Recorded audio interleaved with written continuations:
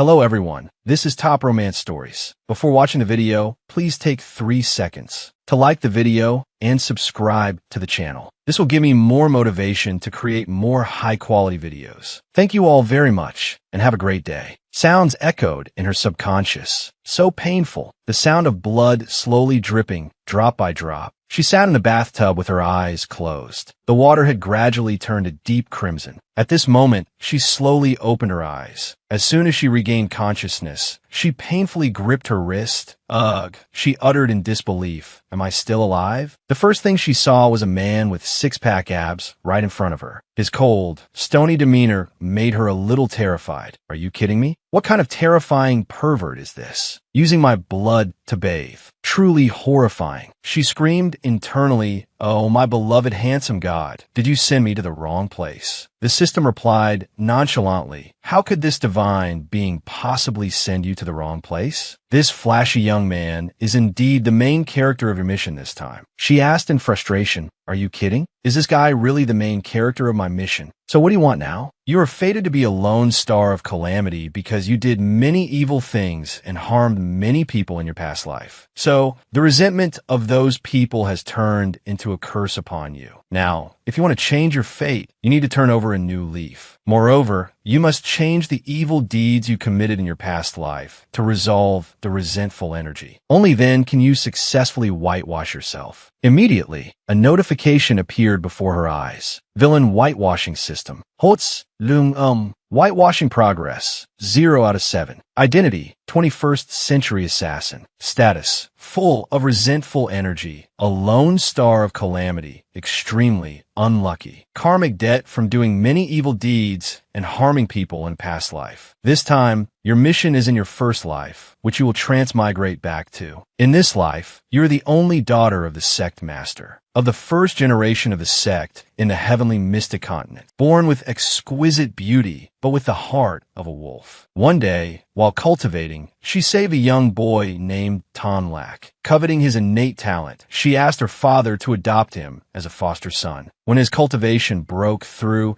she personally took away his talented spiritual root. She even pushed him off a cliff to his death. Who would have thought that after she pushed him, Tonlak would be saved by a demon lord at the bottom of the cliff, turned into a member of the demon race, and returned to destroy the entire sect? Your mission is to save Tonlak, guide him to cultivate well, and help him fulfill his wish of becoming the Alliance leader. At that point, you'll be whitewashed. After hearing this, she was completely bewildered. Are you kidding? But, Fat Cat, are you sure you sent me to the right time in the first life? No matter how I look at it, it seems like he wants to eat me alive, not like he needs any help. At this moment, the Fat Cat quickly checked again. It shrieked in horror. Holy crap, I really did send you to the wrong time. This is the point in time after you took his spiritual root and pushed him off the mountain, causing him to become darkened. Are you kidding me? Then what the hell is there to whitewash? Send me back now. The system was embarrassed and didn't know how to explain that well,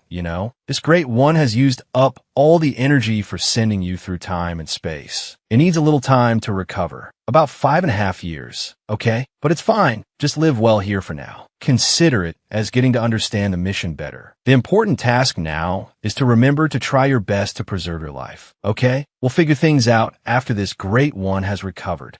I'm out of here. After saying that, it directly vanished, abandoning her. She went crazy, screaming and cursing. Are you kidding me? How am I supposed to preserve my life? He drew my meridian blood to bathe in it. My whole body is covered in injuries like this. How do you expect me to preserve my life? You damn cat, you just wait. One day, I'll pluck your fur and cook you. Returning to reality. At this moment, Tonlak stood up and approached her. His eyes were stony as he uttered, "Sister, you're truly interesting. So interesting that I've become curious. You were dead for half a day, you stopped breathing, and yet you could still wake up. What's wrong with you, sister? Or is it that your ghost couldn't pass on and came back to haunt me?" The more he spoke, the closer he got to her. "Sister, you are truly so good." She stared at him with wide, astonished eyes, then replied in terror, "Ah, so good it makes me want to cry." Hearing her words, he was slightly stunned. Then a smirk appeared on his lips as he spoke. "Sister, why are you so different today? Or are you scared after waking up, terrified because I've taken over your home?" She replied fearfully and awkwardly, "What? How could that possibly happen?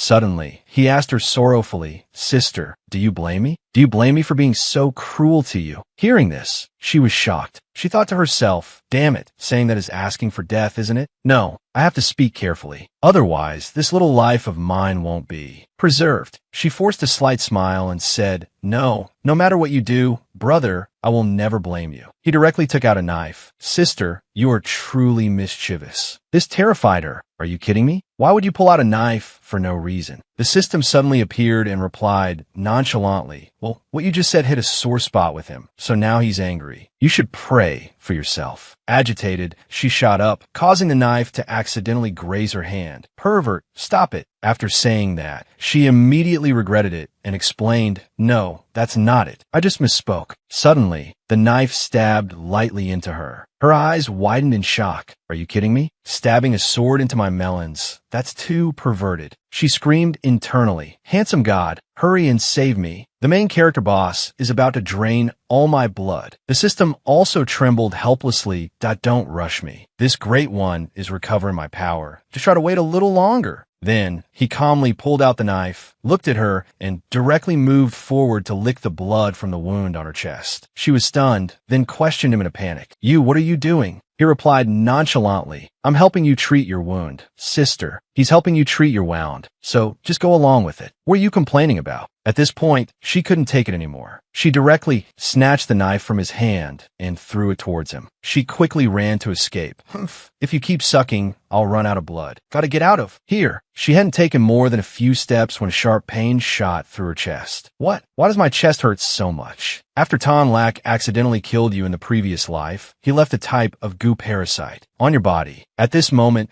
Tan Lak clapped his hands nonchalantly. Interesting. He walked gently over to her. "Sister." He lightly lifted her chin and uttered calmly, "You shouldn't have hidden this from me, sister." "What thing?" Just as she was still trying to understand what was happening, he directly forced a kiss on her. She was angry and bewildered. "Are you kidding me? Kissing me again?" Suddenly, a voice reported, "Your Highness, the Hall Master. Those minions are here to wreak havoc on the sect again." Only then did he release her lips. He quickly used magic to change his clothes and then left. She immediately shouted and asked the system, "Hey, fat cat, didn't you say he hates me? Why did he suddenly kiss me?" Well, it was a kiss filled with hatred. But it's not just simple hatred for you taking his spiritual root. "So you mean he liked me in our past life?" That's right. If he didn't like you, he wouldn't have put a goo parasite in your body to keep it perfectly preserved. Speaking of which, it exclaimed with excitement. So the big boss doesn't just want to cultivate to become the alliance leader, he also wants to be intimate with you. Now you just need to complete the mission, and you won't need to transmigrate back 5 years to whitewash yourself anymore. She asked softly in despair, "Are you kidding me? Is there no other way?" The fat cat shrugged and replied nonchalantly, "Well, the big boss's desire after turning into a demon is to possess your body, heart, and soul. And the big boss getting closer to you, approaching you like this, isn't that a great deal for you?" She flew into a rage and lunged forward. Damn this fat cat. Seeing the danger, it immediately fled before she could even make a move. Suddenly, a loud noise was heard. She was startled to see a person jump directly into her room through the door. He rushed forward and hugged her tightly. "Junior sister, you're still alive. This is wonderful." At this moment, the system urgently reminded her, "Hey, don't you dare get close to this Huanian guy. The big boss doesn't like you getting close to him." Right at this moment, Tan Lak kicked the door open and walked in, his eyes flashing with killing intent. Panicked, she immediately pushed Huanian away. "Are you kidding me?" To be caught at this exact moment. He was surprised. "Junior sister, what's wrong?" She cut him off in annoyance. "You be quiet. Don't call me junior sister." He hatefully pointed his sword directly at him. "Junior sister, rest assured, even if I have to be smashed to pieces, I will definitely save you from the hands of this beast." She was helpless and contemptuous. "Who asked you to be smashed to pieces for me?" He frowned deeply and questioned her. "Sister, are you afraid that I will hurt the one you love?" She stared with wide, shocked eyes. What do you mean, the one I love?" At this moment, the system appeared again to explain, "Well, in your past life, you often praised Huan Nian in front of the big boss as a good man. The kind of man that all women want to marry." Suddenly, Huan Nian shouted angrily, "You still have the face to call her sister? You truly are a beast." Then he turned to her and said gently, Rest assured, I know your feelings clearly. When I return, I will definitely take you as my wife. She blurted out helplessly, I don't need you to marry me. At this moment, Ton Lack's entire body was overflowing with killing intent. Very good. He directly rushed forward to fight. The two men just fought back and forth like that. Standing on the sidelines, she asked the system in confusion, Hey, fat cat, should I help him? No need. This Huan Nian guy has an extremely lucky fate, so he won't die. After fighting for a while, Huan Nian was also covered in injuries. He was fundamentally no match for Tan Lak. At this moment, the system spoke up. I think you should step in and save him. Didn't you say I don't need to save him? He's a child of luck, isn't he? Well, he's a child of luck, but if he dies, wouldn't human history be changed? Hearing that, she shouted in frustration, Why didn't you say so earlier? She directly stood in front of Huan Nian. Don't. Ton Lack's eyes widened in shock, seeing her stand up for another man. He quickly retracted his sword and directly sent the counterattack towards himself. He knelt down regretfully, blood also flowing from his mouth. At this moment, she turned and shouted, What are you standing there dumbfounded for? Run. Huan Nian was a bit dazed. What about you? She shouted in frustration. Hurry and run. He gritted his teeth, somewhat reluctantly, not wanting to leave. I will definitely come back to save you. Then he also quickly left. Only then did she turn back, relieved, when a hand directly grabbed her wrist and pulled her back. Her hand was trembling. Seeing his terrifying expression made her cry her eyes out. It's over, it's over. His anger is flaring up. At that moment, she remembered what was said before. You said the big boss from the past life liked me? She looked up at him and then directly stood on her tiptoes to kiss him. He was astonished by her action. Luong A.M., I didn't expect you'd think of this trick. She pulled her lips away from his and explained aggrievedly. Ton Lack, I really do like you. I let him go not because I like him. He, a little bewildered, raised his hand to touch her face, then directly grabbed her chin and questioned her. So, you were willing to sacrifice your body for him to leave? He angrily and forcefully kissed her. His hand gripped hers so tightly that his own wound tore open, bleeding nonstop. Once again, when she woke up, she was lying on the bed. The fat cat was right beside her, crying and wailing. Boo-hoo, look, the resentment didn't decrease. It even increased to the max. Hearing that, she shot up in alarm. Are you kidding me? I just said one thing. How could the resentment increase? How could it not increase? You let your love rival go right in front of him, then pretended to love him to trick him. Do you think he would believe you? Boo-hoo, she asked helplessly. What is the big boss's current malice level? His malice has reached 100. You have to do everything to seduce and please him, or else we'll die. It's fine, I have my own way. Just as she was about to get out of bed, she discovered something holding her leg back. She was shocked. I can't believe he chained my leg. Are you kidding me? Why am I suddenly imprisoned like this? Afterwards, Luong A.M. pensively rested her chin on her hand by the window, looking at the scenery outside. Hey, yesterday you angered the big boss to the bone. Today, he will definitely make things difficult for you on purpose. Don't you dare displease him. Sigh, to fail so miserably on the first day, it's truly unpredictable. The fat cat sighed sorrowfully. If this situation continues, how will I ever return to my handsome guy form? Suddenly, a sound was heard from outside. Senior brother, who do you want me to take care of? Why is the door locked? You'll know in a moment. Hearing the noise, the fat cat reminded her. The big boss is here. Try to handle this well. Don't let him down. I know.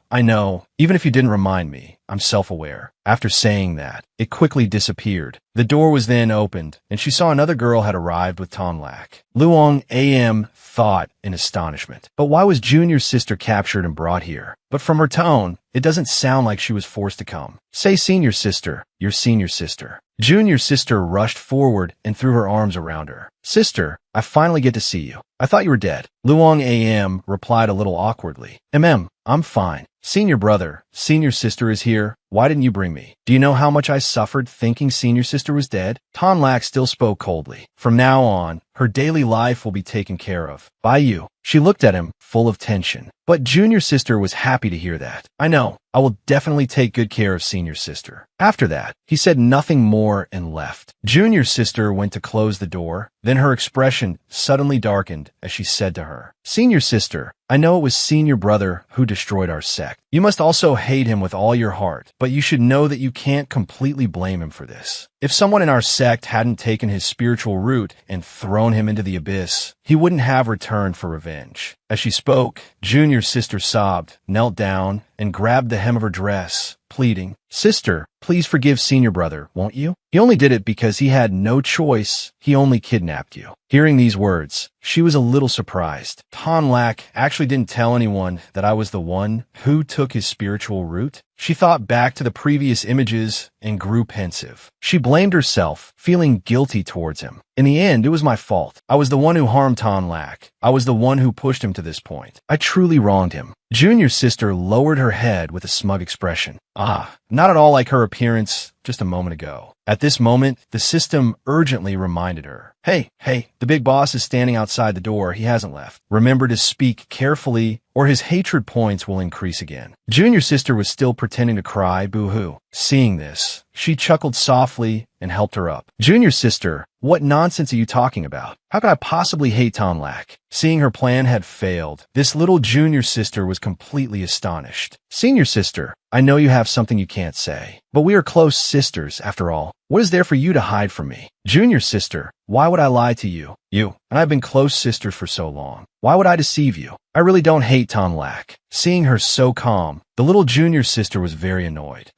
Luong AM is the legitimate first daughter of the sect, a high and mighty young lady, and now she's in such a pathetic state of being imprisoned. How could she not be angry at the person who caused her to lose her home? She definitely doesn't trust me yet, so she's not saying it out. At this point, she continued to probe her. "Senior sister, how can you not hate him? Didn't you once swear a vicious oath in front of everyone, cursing him to not die in peace? You even severed all ties with him. Is it possible that you don't hate him now?" Hearing that, she also felt helpless about her own past actions. Seriously, was my brain made of mush in my past life? I harmed him and then severed all ties, acting like some righteous gentleman. He left me a way out, and I didn't know how to take it. At this moment, she spoke softly in reply. "That is merely a thing of the past. We should care about the present. Back then, I was blind, so I spoke nonsense. I don't actually like senior brother Sun Yen. The person I like is only little brother Tonlak." The little junior sister couldn't believe it and directly shouted her question. "No, you're definitely lying. You said you only liked senior brother Sun Yen, that you only loved senior brother Sun Yen." She spoke pensively. "I already said my heart was blind back then, so I chose randomly. I did actually have some good feelings for Brother Su, but that is also just a thing of the past." Hearing these words of hers, Tonlak, standing outside the door, was astonished, but then his expression suddenly darkened and his hands clenched tightly. The little junior sister didn't believe it and questioned her directly. "But if you like senior brother Tonlak, then why did you stab your sword into his chest back then? It was clear that senior brother had already let you go." Hearing this, Luong AM was as if turned to stone. "Seriously, did I really feed my brain to the dogs? He let me go, and I still turned back to kill him." She lowered her head slightly and spoke sorrowfully. "But you know it too. Who could watch someone kill their entire family and destroy their sect and not feel hatred?" The little junior sister was annoyed that she didn't fall into the trap and even took the blame herself. "I can't ask her anymore. If I keep asking, she'll just push all the blame away. Besides, senior brother Tonlak is still standing outside the door." Her heart was full of schemes. On the surface, however, she appeared cheerful and pleasant. "Let's not talk about it anymore. Senior sister, are you hungry? I'll go prepare some food for you." "No, I'm not hungry. I want to see Tonlak." At this moment, he, who was outside, also left, glancing back with a hint of regret. Inside, the little junior sister, hearing she wanted to see Tonlak, made an excuse. "But senior brother is very busy with many things. You're still injured, so just lie down and rest for a bit. I'll call him later.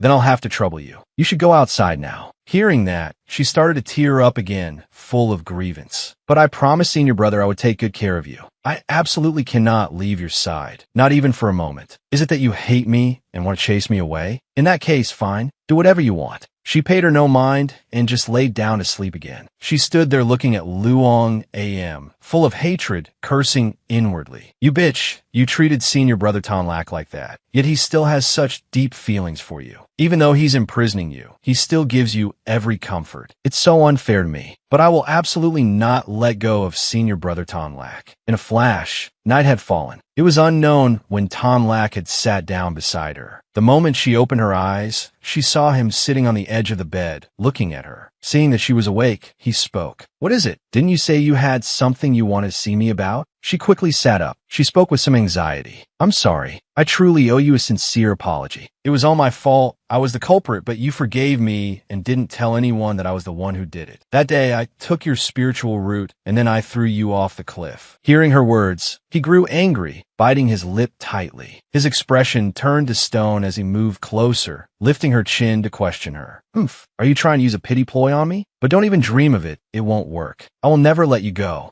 No, that's not what I mean. I have no intention of escaping. What must I do for you to believe me? His expression softened a little. He whispered in her ear, then you tell me, what must you do for me to believe you? You've deceived me time and time again, so how can you expect me to believe you? After speaking, he directly forced a kiss on her. She was shocked and tried to resist, pushing him away, but it was no use. He paid no mind and directly tore her clothes. He kissed all over her body, and just like that, the two of them sank into pleasure. The little junior sister stood outside, her face dark with hatred. Luong AM, why don't you just die? Only if you die will senior brother Tom Lack belong to me. Her hands were clenched so tightly they bled, but she didn't even notice. In a flash, the next morning arrived. Luong AM woke up with a bewildered expression. Well, what kind of hatred is this that he devoured me like that? Devoured me without leaving a single piece. But come to think of it, I don't hate it when he touches me. Just then, the fat cat joyfully shouted an announcement. Thank heavens,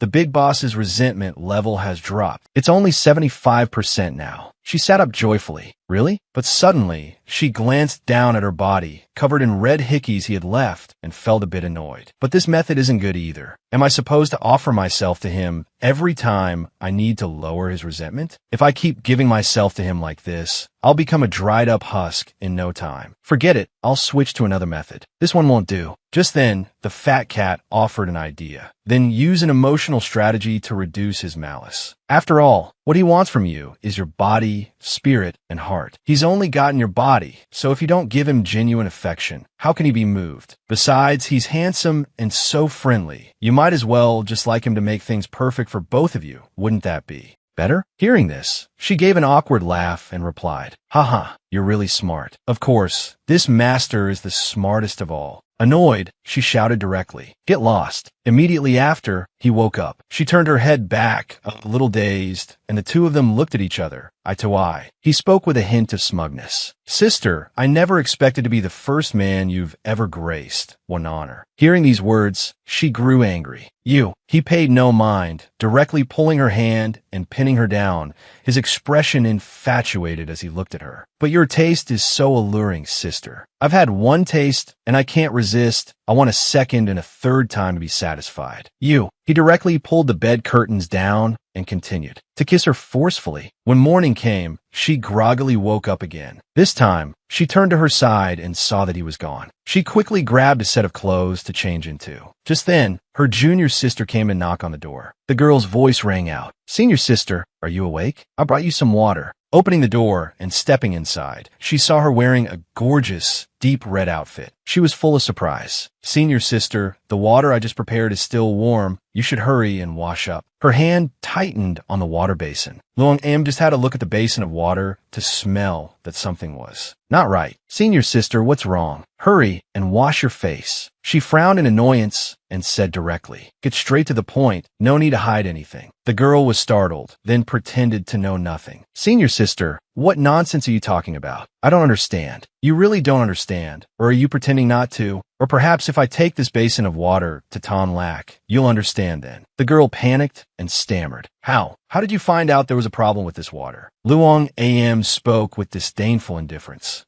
You put such a large amount of Hahuanzi in it. Who would notice? And your heart is truly vicious. If anyone were to be affected by this, they would never be able to bear children for the rest of their life. Truly a well-thought-out plan. But this plan was too hasty, so it's not. Perfect. She smugly stepped forward, lifting the girl's chin threateningly. If your beloved senior brother Tom Lack knew about your snake-like heart, that you put this in my water, how would he react then? Would he still keep you around? The girl shouted in anger. So what? I've always pretended to be a good sister in front of you. So tell me, what do you want me to do? In the end? Suddenly, before she could finish speaking, Luong AM immediately lunged forward and grabbed her by the throat. Luong AM smirked threateningly. Is that so? If you won't listen obediently, then why should I keep you around? Hearing this, the girl was terrified and stammered. You dare. Luong AM frowned indifferently. Why wouldn't I dare? In Tom Lack's eyes, I'm already a vicious deceiver anyway. So what if I kill one more person and add another mortal sin to my name? Then she tightened her grip on the girl's throat. Seeing death approaching, the girl immediately gasped for breath and spoke in fear. Senior sister, I was wrong. I know my mistake. I'll never dare to do it again. Then she tried to push Luong Am's hand away. Please spare me. I really know I was wrong. Luong Am then threw her aside and barked coldly. Get lost. The girl was utterly terrified and immediately stumbled away. After she left, Luong Am sat down in a daze. The fat cat appeared and said with a laugh, My goodness, what a majestic and heroic heroine you are. Luong Am said sadly, Here on my foot. I had to use all my might to scare her away. If she hadn't left, I would have been helpless. By the way, where did that big boss go? It's just morning, and he's already nowhere to be seen. The fat cat said, Beats me. Who knows? Hey, maybe after being with you, the big boss felt you were no longer interesting and went to have fun with another woman. Hearing this, Luong Am immediately whacked the fat cat on the head in anger and said, Shut up, Tom Lack is not the kind of person you think he is. She frowned slightly with worry and walked away. The fat cat sat on the table and cried out, Hey, you dare to hit this high and mighty master? As Luong Am walked out of the courtyard, a guard suddenly appeared and blocked her path. Young lady, please stop. The great master has instructed that you are not to go anywhere. Please return to your room to rest. Luong Am was stunned. But I'm just going for a walk around here. The guard clasped his hands and replied, This subordinate cannot make that decision. Please do not make things difficult for me, young lady. Then Luong Am looked around and saw that all the doors were guarded by guards. Luong Am thought to herself, Just as I thought, Tom Lack won't let me leave this place, not even for a single step. In the evening, Luong Am stood at the door, gazing at the sky outside. She spoke to herself with a hint of sadness. Since that day, Tom Lack hasn't visited me once. Could it be today that Tom Lack, just as the cat god said, has grown tired of me and wants to find someone else? Suddenly, Tom Lack appeared from behind, wrapped his arms around her, and whispered, Sister, why do you look so sad? He gently touched her ear and said, Is it because your dear brother isn't here? You must miss me so much that you become melancholic, right? Luong Am, embarrassed, immediately said, You let me go. Who would miss you? Suddenly, Tom Lack immediately lifted her into his arms. He chuckled softly. You've been cooped up in your room for days. You must be bored, right? How about I take you for a relaxing walk? Luong Am looked at him dazed. Tom Lack continued, Sister, don't look at me with such covetous eyes. It's scaring me. Hearing this, Luong Am immediately retorted in embarrassment. Who's coveting you? Didn't you say you want to take me out to relax? Let's go quickly. Tom Lack then used his lightness skill, flying off while carrying Luong Am. He glanced at Luong Am in his arms and smiled unconsciously. Then, Tom Lack took her to a mountaintop to look at the entire city. Gazing at the city at night, Luong Am couldn't help but exclaim, It's so beautiful. A gust of wind blew past, making Luong Am feel a little cold, when suddenly Tom Lack draped his coat over her and said, Sister, the wind is strong and cold at night. Be careful not to catch a cold. Luong Am smiled happily at him, thinking to herself, I once had to live in solitude, was betrayed, was used, and abandoned. A life full of despair with no joy. I never expected that in this life I would have someone who loves and cares for me like this. I'm so happy. And yet, seeing that Luong Am was on the verge of tears, he thought worriedly, Why is she crying? Could it be that she's crying because she doesn't want to be with me? Suddenly, Luong Am threw herself into his arms and hugged him tightly. Tom Lack was completely surprised. She whispered softly against his chest, Do you believe in the reincarnation of souls? Hearing this, Tom Lack asked, puzzled, Reincarnation of souls. Then she looked straight into Tom Lack's eyes and said, Do you believe it? I was born once more, crossing a distance of hundreds of millennia just to meet you. The two looked deeply into each other's eyes. Tom Lack held Luong Am's hand tightly and whispered in her ear, I believe you, sister, but I have to leave a mark on you. Hearing this, Luong Am, her eyes filled with tears, nodded.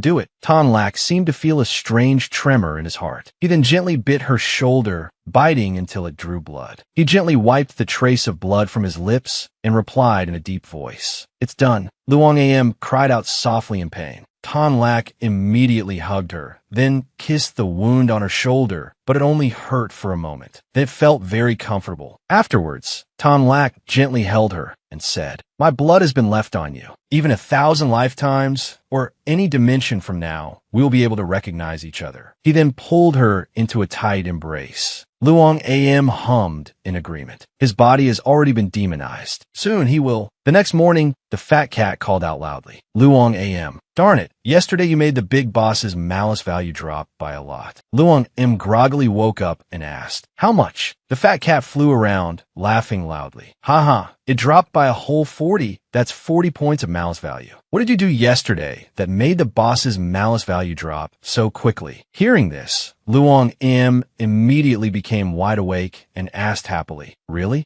The fat cat put on a smug look and replied, "That's right. So what exactly did you do on your walk with the big boss yesterday? Did you do something shady in that forest?" Luong Am got dressed and said, "Nonsense. We just went for a walk." Then the fat cat cheered. "At this rate of malice reduction, we won't need to travel back 5 years anymore." Suddenly, there was a knock on the door from outside. "Luong Am, are you awake, sister?" Luong Am was surprised and thought, "Is Tonlak calling me?" She called out, "I'm awake." After opening the door, Tonlak asked with concern, "Did you sleep well last night, sister? Did you miss me?" Luong Am was too shy to look him in the eye and replied softly, "Yes." Hearing this, Tonlak smiled and said, "I have to go out for a while. I don't want to leave you, sister, but rest assured, I'm just going out to take care of something for a bit. Then I'll come back to you." After comforting her, Tonlak left. Seeing this, the fat cat said, "I really don't understand how the big boss could like you. A person who caused him to lose his spiritual root and then treated him poorly. How could he possibly like you?" Hearing this, Luong Am shouted angrily, "Get lost." A while later, she sat with her chin in her hand, thinking, "Why hasn't Tonlak come back yet?" Suddenly, an announcement was heard from outside. "The Lord has returned. The Lord is injured." Hearing this, Luong Am was extremely alarmed. When Luong Am heard a servant's voice say, "His Highness is injured," she immediately rushed off. But unexpectedly, after opening the door, a guard outside stopped her. "Miss, please return to your room. Without His Highness's order, you're not allowed to go out." Luong Am immediately pushed him away and said, "Get out of the way." That evening, Luong Am rushed to Tonlak's palace and heard the people in the courtyard in a commotion. "Someone, go call a physician. Hurry up." Her hand trembled as she leaned on the door. Looking inside, she stammered his name, Tonlak. At this moment, Tonlak seemed to be very seriously injured. He suddenly shouted loudly, get out now."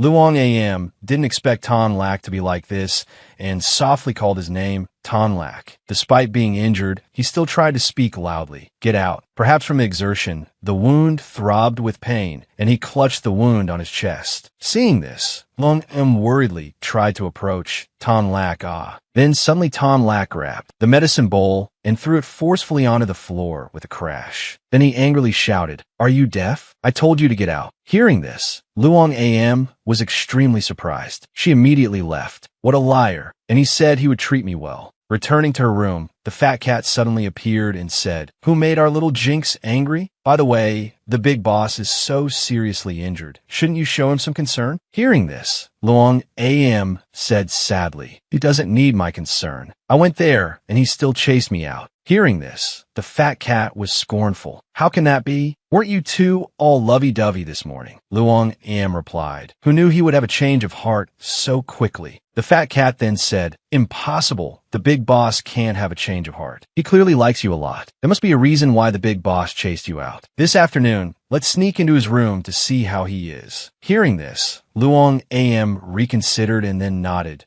You have a point. I was a bit hot-headed just now and didn't think things through. Thank you." Hearing this, the fat cat laughed loudly. "There's nothing to thank me for. If you really want to thank me, then just get intimate with the big boss a lot. Lowering the big boss's malice value will help me complete my mission. That's all." Hearing this, Luong Am said angrily, "I was wrong. I shouldn't have been polite to a perverted cat like you. At this moment, the servants around Luong Am suddenly whispered amongst themselves, "Damn it, it's all because of that Luong Am. If it weren't for her, how could the monarch be injured time and time again?" A servant quietly signaled him to lower his voice. "Shoo, speak softer. If you speak so loudly and the monarch finds out, the monarch will kill you." Luong Am, from behind, heard their entire conversation. After that, she snuck into Tonlak's room. At this moment, his body had transformed into a beast. Seeing this, Luong Am was extremely surprised. She called out in horror, "Tonlak." Suddenly, Tonlak lunged forward and grabbed her neck tightly. His face was ice cold as he looked at her. Luong Am struggled to break free. At this moment, Tonlak didn't seem to recognize her. He had been invaded by another power. Luong Am cried out in pain. Suddenly, a teardrop from Luong Am fell onto his hand. Tonlak abruptly came to his senses. He let her go and backed away. At this moment, the fat cat suddenly appeared, worried. "Holy cow, why has the big boss become like this?" After all the effort to lower the big boss's malice value, was it all useless? Then Tonlak clutched his head and cried out loudly. Luong Am watched this scene in silence. She immediately approached Tonlak, hugged him, and gently kissed his lips. At this moment, Tonlak seemed to have sobered up. He accepted the kiss. He sighed softly. "I told you not to come here. You really are disobedient." Luong, heartbroken, hugged him tightly. "Why do you have to suffer alone like this? From now on, you must not hide anything from me. If anything happens, just tell me. I will suffer with you." Tonlak hugged her tightly. "Don't cry. It breaks my heart to see you cry." The fat cat appeared and spoke up. It turns out the big boss was born from a human and the Demon King. It recounted that ever since she pushed him down the mountain, the Demon King's bloodline within him had been awakened. And this would happen every evening. Today, a cultivator came here to cause trouble, saying he wanted to take the immortal grass to help his sect restore its bloodline. Hearing this, Luong Am was heartbroken. She gently touched Tonlak's wound. Then she hugged him tightly and thought, "No wonder everyone said this was my fault. This really is my fault." The next morning, Luong Am angrily shouted, "You're not being honest with me, are you? I'm going to be mad at you. Are you going to let go right now or not?" Tonlak immediately let go and soothed her. "Sister, don't be angry. Tonlak will obediently drink his medicine right now." After saying that, Luong Am stood up to feed him the medicine. She asked with concern, "Is the medicine bitter?" Tonlak leaned against the pillow and smiled. "Not bitter. It's a little sweet." Luong Am was puzzled. "Sweet?" Then she brought the medicine to her lips to try and immediately spat it out. "Tui tui. Damn it, you dare to lie to me. The medicine is clearly very bitter." Seeing this, Tonlak chuckled softly. He immediately hugged her tightly and said, "But for something that sister feeds me, how could it be bitter?" At the same time, his breath tickled her ear. Luong Am was extremely embarrassed and immediately said, "Hey, what are you doing? You'll spill the medicine." Tonlak hugged her tightly and thought, "I have never treated you well, but from now on, I promise to love you forever." In the afternoon, Luong Am was in the palace thinking to herself, "Those cultivators are here to cause trouble again. I wonder if Tonlak will be okay this time." The fat cat beside her yawned and said, "What's wrong? He's only been gone for a few hours, and you're already lovesick and missing him. But it's fine. You've been doing a great job lately. So this great one will make an exception and let you be." The big boss's malice value is now down to only 5. Luong Am felt a great sense of unease in her heart and said, "Why do I have this bad feeling in my heart?" Suddenly, a guard in black armor burst in and shouted loudly, "His Highness treats you so well. How could you have the heart to treat His Highness like this?" Seeing the sharp blade pointed at her, Luong Am was terrified, her mouth agape. She frowned and asked, "What do you want to do?" The guard roared, "I want to seek justice for the Lord of the Palace. The Lord of the Palace has already suffered the pain of being half human, half demon, and now you've secretly informed the sect to harm him." Hearing these baseless accusations, she was stunned. Before she could explain, the guard swung his sword towards her. Just then, a sword appeared from nowhere and stabbed straight into the guard's chest, killing him on the spot. A brown-haired girl appeared with a cold expression. She calmly stepped over the pool of blood on the floor. Then she approached Luong Am, who exclaimed in astonishment, "It's you." The brown-haired girl didn't even bother to reply. She raised her hand and then stuffed a pill into Luong Am's mouth, making her unable to speak. Luong Am touched her throat in fear. The brown-haired girl spoke with amusement. "When you were seduced seducing Tan Lak and drove me away. Did you ever imagine this scene? Luong Am shouted angrily. Tan Lak is the one you like. So why did you secretly inform the sect to come and kill him? Are you insane? The brown-haired girl coldly turned to leave. She replied listlessly, he has already turned into a half-human, half-demon, suffering every day. So what do I need him for anymore? She sneered and added, he can't protect me or help me get the things I want either. She frowned in anger. Now I want him dead. Overly surprised by her cunning plot, Luong Am chased after her, shouting, you. Unfortunately, she collapsed to the ground. The brown-haired girl said gleefully, what's wrong? Can't even speak for half an hour? Don't you want to see him? Then follow me. I'll take you to see him. Over at the palace, fresh pools of blood appeared. Seeing Luong Am and the brown-haired girl appear, Huanin exclaimed sadly, sister. The brown-haired girl spread her arms and pushed Luong Am towards him.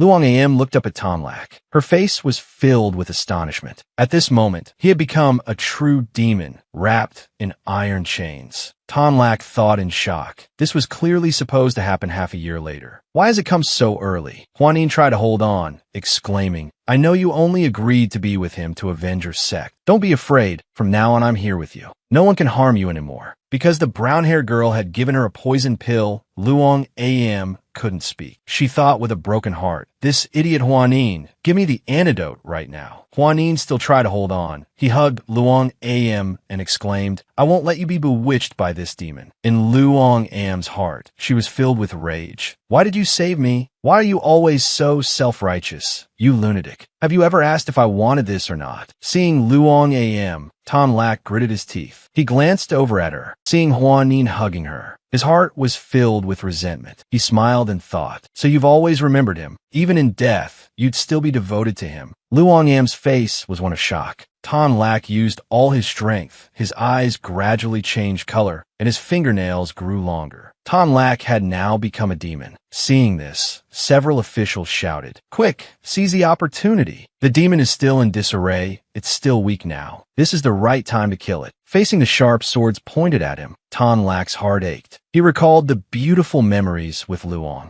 Am. The sword in Tan Lak's hand slowly fell. At this moment, Luong Am was still struggling to get away from Hua. Nine. Tan Lak stood stunned. He looked up at the blue sky, his eyes filled with sorrow. Tan Lak slowly closed his eyes, then he gradually fell. His heart was filled with countless questions. Sister, why did you treat me like this? At this moment, Tan Lak had taken his last breath. Seeing him leave without a single goodbye, Luong Am's face was filled with astonishment. She rushed towards him. As she ran, she shouted loudly, Tan Lak. Luong Am gently shook his body. She screamed, Tan Lak, Tan Lak. She gently hugged him. Luong Am's eyelashes were soaked with tears that I didn't betray you. She hugged him even tighter that I didn't. Witnessing this sweet scene, Huanin's heart was torn apart. He thought sadly, what did I do wrong? Why does she hate me so much? I was clearly just trying to save her. Taking this opportunity, the brunette yelled and interjected. She has become a confidant, siding with the demon. If we let her live, she will only be a disaster. Quickly get rid of her. Su ran hurriedly tried to stop them. You can't do this. Just then, Fat Cat appeared. Seeing that Qing Luo was dead, he exclaimed in panic. What the hell? I just turned away for a moment. How? Is the big boss already dead? Is this a joke? Liang Yin's face was filled with grief. She spoke softly. Qing Luo is dead. What am I still doing here? Fat Cat cried, terrified. Damn it, my body is getting weaker and smaller. I only needed 5 points, just 5 points to complete the mission. Liang Yin hugged Qing Luo tightly. She said to Fat Cat, my God, take me away quickly. Fat Cat had no choice but to agree. He gently touched her forehead. Little miss, unlucky. If this mission fails, we still have other chances. Don't be sad. Liang Yin closed her eyes tightly. She had no more attachments to this life. Her hand gradually went limp, lifeless. She departed in Qing Luo's warm embrace. Seeing this, Su ran and the brunette were utterly stunned. He yelled, Liang Yin.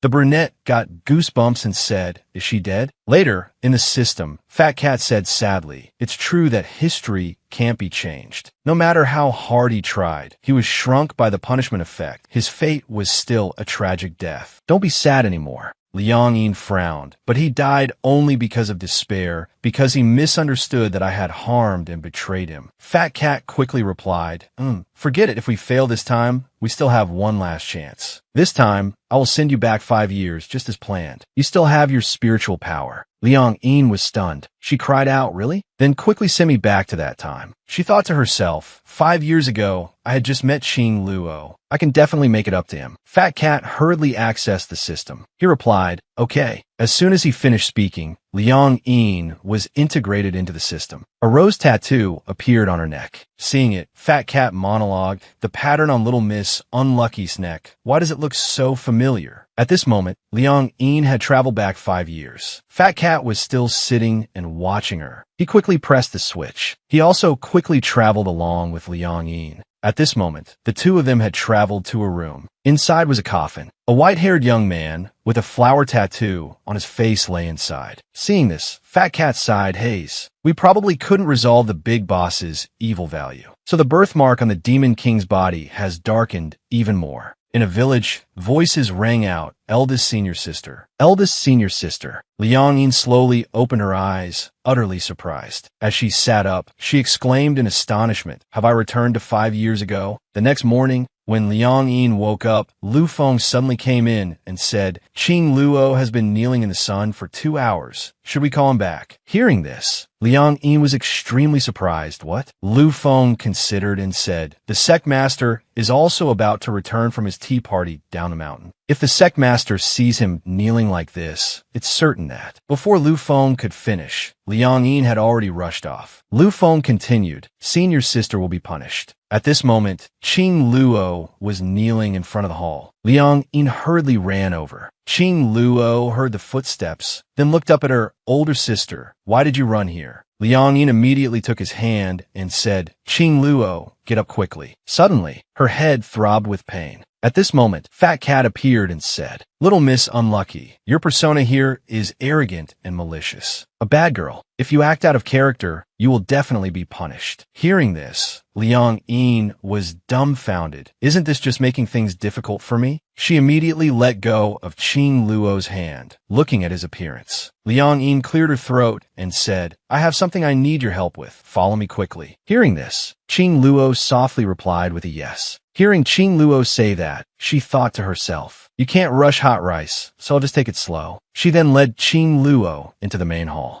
At this moment, Lu Feng, who was behind them, watched the two and chuckled to himself. Looks like there's a good show to watch. Who asked you to be the one master said had the highest cultivation talent? Suddenly, Liang Yin pushed Qing Luo to sit at the dining table. She said, now, be good and listen to older sister. Okay, then gently teased him. Hey, when I punish you outside for 2 hours, it wasn't on purpose, I was just... At this moment, Qing Luo was extremely shy. Liang Yin couldn't think of what to say next. She stammered. Suddenly, Qing Luo cupped his hands and said, it's all right. Older sister is like a great mother. I must have done something wrong for you to punish me. Hearing Qing Luo's 5 words, older sister is like a great mother, Liang Yin was so angry she could spit blood. She looked at his quiet demeanor and thought, is this really the master of the 9 Nether Palace that I know? At this rate, I'll have to reconsider my plan to seduce him. Reconsider. Thinking of this, she held her head and said, just go and rest. She held her head, wanted to throw her brain away. At this moment,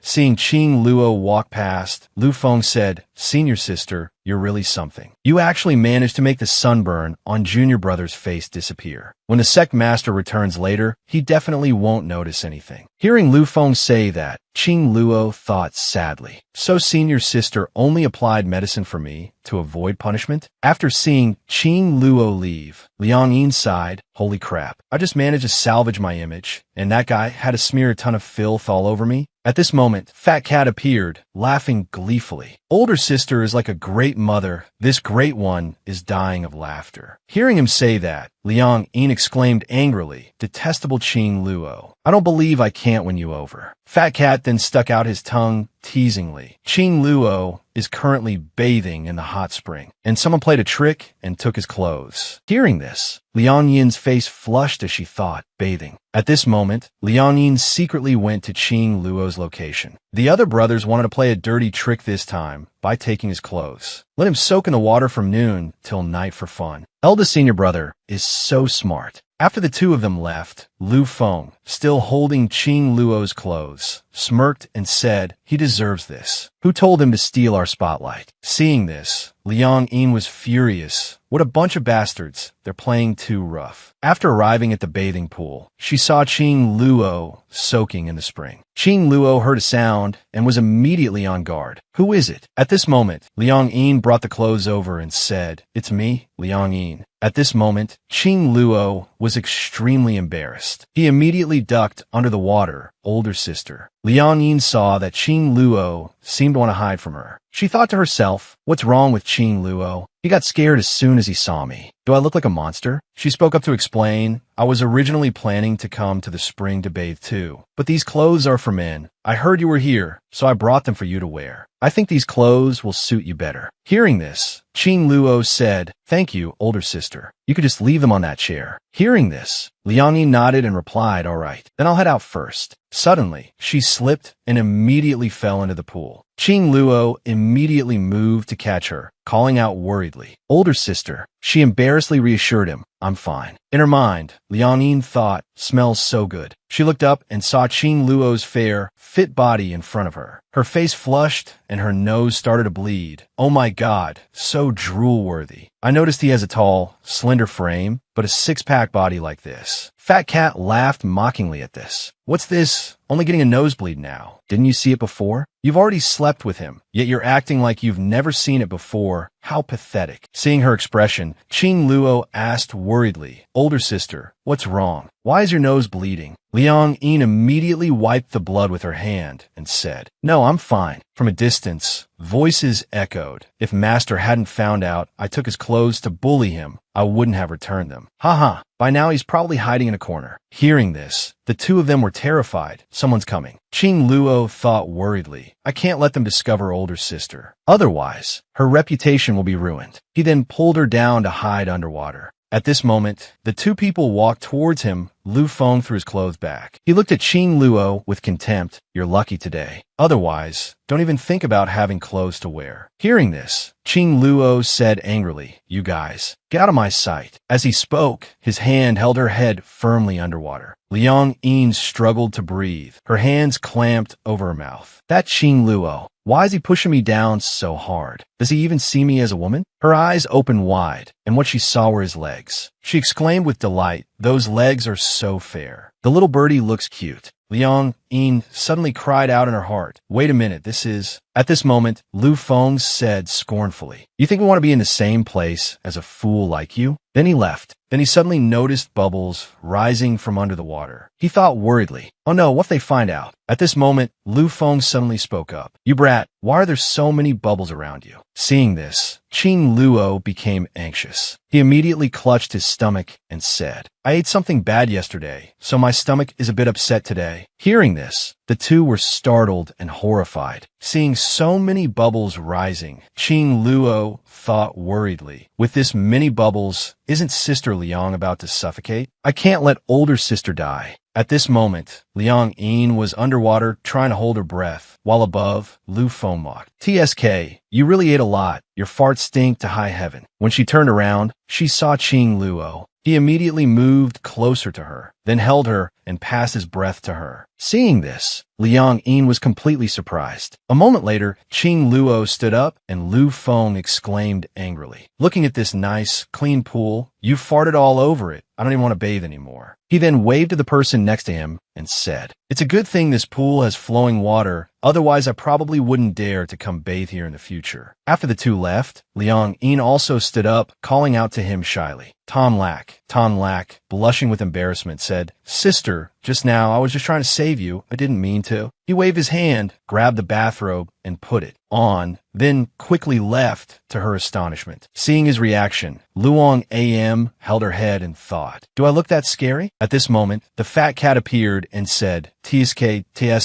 it seems you're quite the heartbreaker, yet you still manage to charm others. Look at that timid and adorable little guy. But this is something you should just keep to yourself." Hearing this, Luong AM got angry. "I think I've discovered something. Even though you're an illusion, you have a physical body. If I were to casually hit you a few times, would you feel pain?" Hearing this, the fat cat's face immediately darkened and it shut its mouth. The next day, everyone gathered in the main hall of the sect. Her master sat solemnly on the main seat. Luong A.M. quietly walked in. Her master spoke up. Luong A.M., where have you been all day? I sent Luke Fong to look for you, but he couldn't find you all day. Anywhere. Hearing this, Luong A.M. grew worried, her hands clenching tightly. She walked in quickly, then clasped her hands in a salute. Yes, master. I was cultivating in my room, and I had set up a barrier outside, so I didn't hear anything for a while, and I also lost track of time. Luke Fong exclaimed in surprise at this moment. Senior sister clearly wasn't in her quarters. Why did she have to lie to me? At this time, the master continued. All right, next I will speak of an urgent matter. Today on the way back, I was stopped by a group of villagers from Sunha village. In a nearby village, people have been disappearing in the middle of the night recently. Moreover, when their bodies are found, they have died in an unusual manner. The bizarre corpses are likely related to demonic matters. You all are to set out immediately to investigate. If it's too difficult to handle, send a signal and I will come to assist. Everyone replied in unison, yes, master. Immediately, everyone set out. At this moment, Luke Fong, riding a horse, looked back at Ton Lak running behind and taunted. Little junior brother, how embarrassing. I brought too few horses, and we ran out just as it was your turn. Well, you could just walk. Consider it beneficial for your training, junior brother. A junior sister walking beside him comforted him. Senior brother, just endure it for a little while. We'll be there soon. Hearing that, he said, it's all right. Thank you for your concern, junior sister. Hearing this, she blushed slightly and then walked on. At this moment, Luong M, inside the carriage, opened the curtain and saw Ton Lak and the junior sister talking to each other. She thought resentfully, and here he is, being all sweet and gentle with someone else. At this moment, Luke Fong, walking alongside, spoke up. Senior sister, what are you looking at? Luong A.M. said in a low voice, tell the little junior brother to get in the carriage. Hearing this, Luke Fong was stunned, his mouth agape. Get in the carriage? She explained, today's mission is urgent. We can't be held back because of him. Hearing this, Luke Fong immediately gave her a thumbs up and said, senior sister is truly smart. Seeing him like this, Luong A.M. thought, what a suck-up, never misses any opportunity. Luke Fong turned back, looked at Ton Lak, and called out loudly, little junior brother, senior sister is afraid you're running too slow and will delay the journey. She's making an exception and telling you to get in the carriage. You'd better behave for me. Ton Lak was extremely surprised to hear that. Luong A.M. inwardly cursed. Holy cow. This guy is twisting my words. Inside the carriage, Ton Lak was sweating in fear, while Luong A.M. smiled at him. He silently looked out the window. Luong A.M.'s eyes widened when she saw his drenched face. She offered him her handkerchief and said, Ton Lak, wipe your sweat. Ton Lak refused. He raised his hand to wipe his own face and replied, thank you, senior sister, I don't need it. Luong A.M. smiled casually and said, just wipe it. Your face is covered in sweat. He still stubbornly refused. Thank you, senior sister, I really don't need it. Hearing that, she froze as if turned to stone. She immediately grabbed a cup of tea and gulped it down. He really doesn't know what's good for him. Suddenly, the carriage hit a rock. The carriage jolted, and Luong A.M. lost her balance, lunging towards Ton Lak. Unexpectedly, their lips touched. She thought in a daze, is this a kiss? At this moment, they had arrived at the mountain. The junior brother on horseback asked, senior sister, the road was a bit bumpy just now, are you all right? Luong M, feeling guilty, shouted, I'm fine. Inside, her beautiful hand had accidentally touched Ton Lak's chest. She began to speak shyly. Just now. Ton Lak quickly cut her off. Just now was just an accident, sister. You don't need to mind it. Hearing him say that, Luong M was so angry she could spit blood. She turned her face away, refusing to look at him. His hands were clenched tightly, and Ton Lak's face was flushed red. A moment later, the three of them stopped at a village. Ton Lak dismounted. She said in a loud voice, there's black mist lingering here, which proves the presence of demons. Master was right. Everyone must be careful. A junior brother quickly approached the door. Then he knocked hard. Open up. We're disciples of the Ton Lam sect, here to help everyone. When no one answered, he hurried over to Luong A.M. Eldest senior sister, the other houses aren't answering either. Luong Am frowned and ordered, just kick the door down. Hearing this, the disciples were stunned. What? The brown-haired girl said softly. But senior sister, we are cultivators. How can we do something like breaking down a commoner's door? The other disciples quickly agreed, making her smile. That's right, senior sister. Doing that is no different from being bandits. That's right. Doing so will be bad for our Tan Lam sect's reputation. Luong my sumuli. Seeing this, the brown-haired girl thought in fear. Why is she looking at me like that? Could it be that she realized I was provoking her?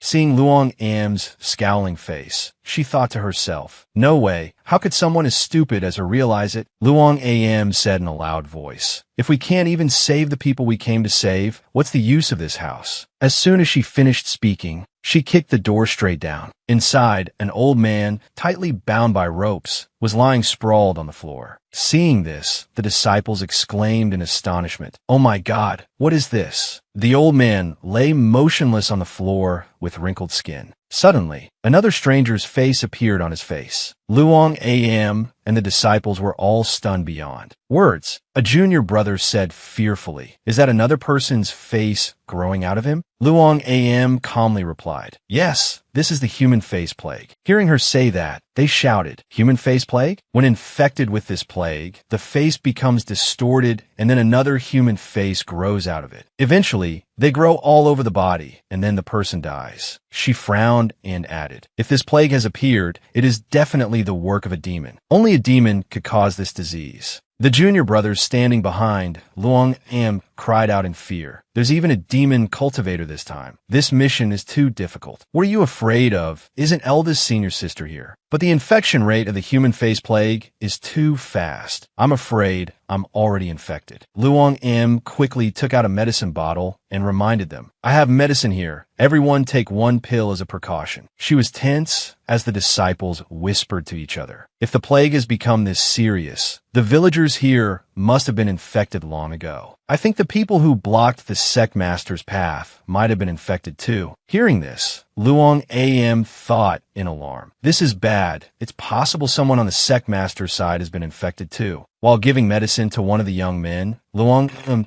gently ordered. This morning, the sect master and the others also came into contact with the villagers, so it's highly likely they've been infected. You guys take these medicinal pills and hurry back to the sect. Give them to the sect master and the other disciples to consume. The brown-haired girl pretended to interject. If master knew those people were infected, why didn't he tell us? She frowned, feigning concern. Then isn't giving the medicine useless? Luong Am felt extremely annoyed. She frowned and replied, this plague first grows on the abdomen. The obedient disciple said, senior sister, I'll head back immediately. A moment after everyone had left, Luong Am slowly stepped inside the room. She glanced around, then spoke solemnly. Come out, we are here to help. She gently pushed open a door. Inside a closet, an old woman and a young boy were hiding in fear. They quickly knelt and begged. I beg you, please save us. Save us. Luong Am asked curiously, why didn't you open the door when I knocked just now? The old woman replied, trembling, as soon as it gets dark, we hear knocking on the door. Anyone who opens it dies a horrible death. She added tearfully, a few days later, their bodies are found dead behind the mountain, looking very tragic. Hearing these words, Luong Am's face filled with anger. She turned and said in a loud voice, have a few disciples stay here. The rest of you, follow me up the mountain to investigate. The disciples replied in a loud voice, yes. A moment later, everyone was ready to head to the back of the mountain. Luong Am said to Tan Lak, junior brother, the mountain is very dangerous this time. It would be better for you to stay in the village with the others. He was very surprised, huh? He clenched his fists, disagreeing inwardly. The brown-haired girl quickly interjected, senior sister, senior brother rarely get a chance to go out for practical training, yet you're making him stay behind. Isn't this just you trying to suppress him? A junior brother cut in and scolded her. Can't your mouth say anything decent? How could senior sister be that kind of person? Luong Am said in a loud voice, do you want to go up the mountain or stay in the village? Tan Lak calmly replied, up the mountain. Although Luong Am didn't want to, she had no choice but to agree. Everyone quickly went up the mountain. Just then, the useless brown-haired girl cried out, ouch. Tan Lak, who was standing next to her, had to catch her. He asked junior sister what's wrong. She smiled and replied, it's nothing, I just tripped. She looked at Tonlak gently and said, "It's a good thing senior brother was here to help." He replied coldly, "It was nothing." Seeing this lovey-dovey scene, Luong Am's heart filled with anger. A true white lotus. At this moment, there seemed to be something in the trees above. Luong Am loudly warned everyone, "Everyone be careful, something is coming." The junior brothers quickly raised their swords defensively. Something suddenly fell to the ground. A hand from the ground grabbed Luong Am's dress. At this moment, strange things began to appear. Luong Am quickly chopped off the arm that had just grabbed her dress tightly. She thought in astonishment, "Zombies." Her eyes filled with worry. The zombies appeared and charged at Luong Am's group. The terrified disciples cried out, "Help!" A zombie quickly attacked one of them, startling him. At that very moment, Luong Am stepped forward and cut off the zombie's head. She said in a loud voice, "These things must be beheaded to be killed for good. Slashing other places is useless." On the other side, Tonlak also began to swing his sword to fight the zombies. The zombies showed no fear, laughing as they charged forward, haha. Luong Am quickly gave an order, "Fire the signal for help." In less than a second, a distress signal suddenly appeared. Just then, a dark figure emerged. Seeing it before them, the disciples asked each other worriedly, "What is that pitch-black thing?" The demon slowly landed on a tree branch. He wore a mask that completely hid his face. He spoke with smug satisfaction. "You think calling for help will let you escape? Don't even dream of getting out of here today." Seeing Tonlak fighting a zombie, the demon raised an eyebrow with great interest. He quickly rushed towards her. Seeing this, Luong Am hurriedly ran to save him, calling his name, Tonlak. At that moment,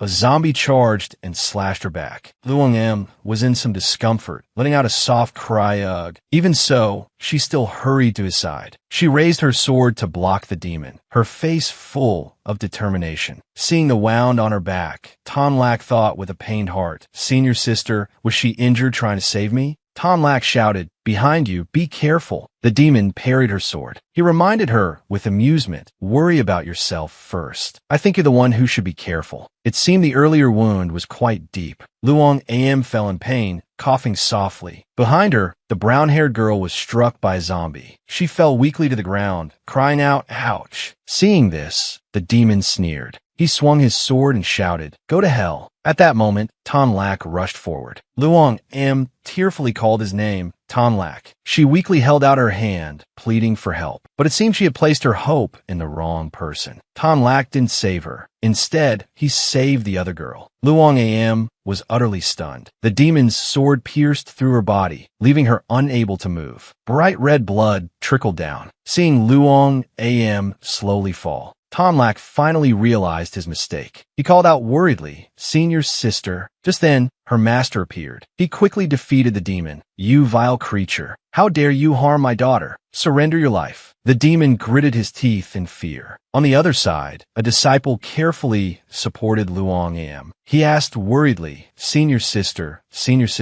are you all right? Oh my God, how did you get injured so severely? What should we do?" Luong Am gently placed a hand on his chest and quickly stood up. She sighed sadly. Seeing her unsteady steps, Tonlak's face was filled with worry. Luong Am asked in a loud voice, "Why did you save her and not me?" Tonlak replied, stunned. He said, "Because junior sister is too weak, so..." He clenched his fist that I only saved junior sister because she's too weak. If she got hurt, you, senior sister, would have to take responsibility. Besides, I thought you could protect yourself. Hearing these words, Luong Am let out a soft laugh. She spoke with heartbreak. "To you, she is a precious treasure, but to you, I am worth less than a dog." Her legs seemed to give out, and she slowly collapsed. Just then, a disciple quickly caught her. The next day, at Luong Am's residence, it was pouring rain. Inside the room, Luong Am slowly opened her eyes. She sat alone on the bed, her heart filled with pain. Fat Cat quickly appeared to console her. Look at you. Your unlucky self is still as unlucky as ever. Even after reincarnating, you couldn't get rid of the bad luck." Luong Am didn't bother to answer. Fat Cat continued to provoke her. "Little Miss Unlucky, what's your plan, huh?" Luong Am replied coldly, "Let nature take its course." Fat Cat yelled angrily, "Is that your coping mechanism?" Just then, Huanin was standing outside the door. He asked softly, "Junior sister, are you awake?" Luong Am thought, in surprise, this voice. Huanin, he's back so soon? Outside, Tonlak was being punished by chopping wood in the pouring rain. A young man standing beside him said loudly, "How dare you harm the eldest sister? If you don't finish chopping today, don't even think about sleeping." Tonlak didn't bother to explain, silently complying with the order. As he split a log in two, the young man beside him suddenly called out, "Eldest senior sister, eldest senior sister." Hearing this, Tonlak slowly turned his head. Senior sister, Luong AM and Huanin appeared. The rain continued to patter down. Seeing Luong AM and Huanin, the disciple quickly ran towards them. "Senior brother, senior sister, why are you two here?" Luong AM's face was a bit cold. Tonlak also stared at her blankly. He looked incredibly sad and dejected. Huanin spoke gently. "Isn't this our junior brother? Why are you chopping wood in such heavy rain?" Luong AM quickly walked closer to Tonlak. The junior disciple looked at her and replied, "It's because he feels his cultivation is too poor, so he came here to practice. It's too dirty here with the heavy rain. Maybe we should go over there? Senior sister, don't come over." Luong AM gently handed her umbrella to Tonlak. She reminded him softly, "The rain is too heavy. Go back quickly." He dazedly took the umbrella, his face clearly showing his sorrow. Taking this opportunity, Huanin moved closer to shield Luong AM with his umbrella. He smiled and said, "Junior sister, you've just recovered from your illness. Don't get caught in the rain, or you'll catch a cold." Luong AM replied gently, "Thank you, senior brother." Huanin looked at her with an affectionate gaze. Huanin gently reminded Tonlak, "Junior brother, this rain isn't suitable for practice. You should head back first." Just then, Tonlak quickly grabbed Luong AM's hand and shouted, "Eldest senior sister." Luong AM asked coldly, "Junior brother, is there something else?" Tonlak hesitated. I. Luong AM frowned, looking annoyed. She turned to leave. Tonlak said sadly, "Senior sister, about last time." "I'm sorry."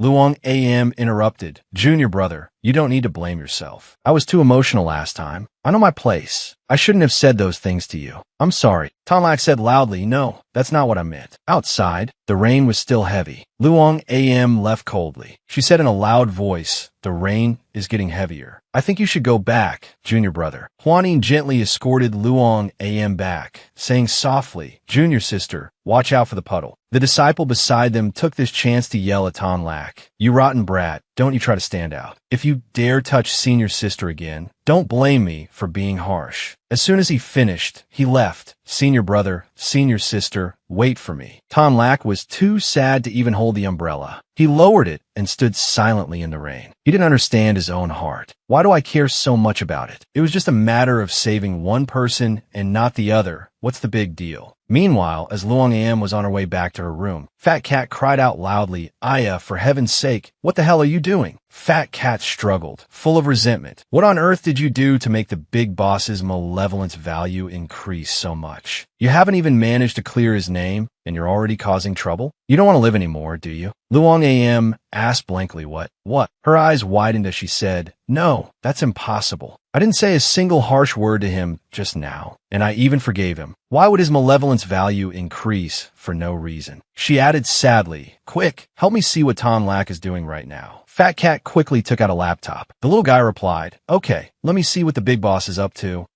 Why is the big boss with the white lotus?" Hearing Fat Cat say this, Luong AM's heart ached. An image of the white lotus holding an umbrella for Tonlak appeared. Fat Cat added angrily, "This woman is even proactively holding the umbrella for the big boss." The little guy was furious. "Little Miss Unlucky, come on, let's go. Let's go tear that white lotus to shreds and take back the big boss." Luong AM replied coldly, "Let's go home." Seeing her give up, Fat Cat was stunned. "Aren't you going to go beat up the white lotus?" Luong AM said softly, "You know, I used to be really heartbroken too. But when I think about 5 years from now," she added gently, "I realize this little bit of pain I'm feeling is not even a fraction of what he will have to endure." Luong AM's face was sad. Based on the current progression, it won't be long before his 5 spirits are stolen and he falls off the mountain. I want to use this time to make it up to him. Fat Cat yelled angrily, "Are you kidding me? Are you a living Buddha? What the hell is this? How can a villain character say such things?" Meanwhile, the umbrella fell to the ground. The White Lotus girl tried to hold on to Tonlak. She cried out, senior brother,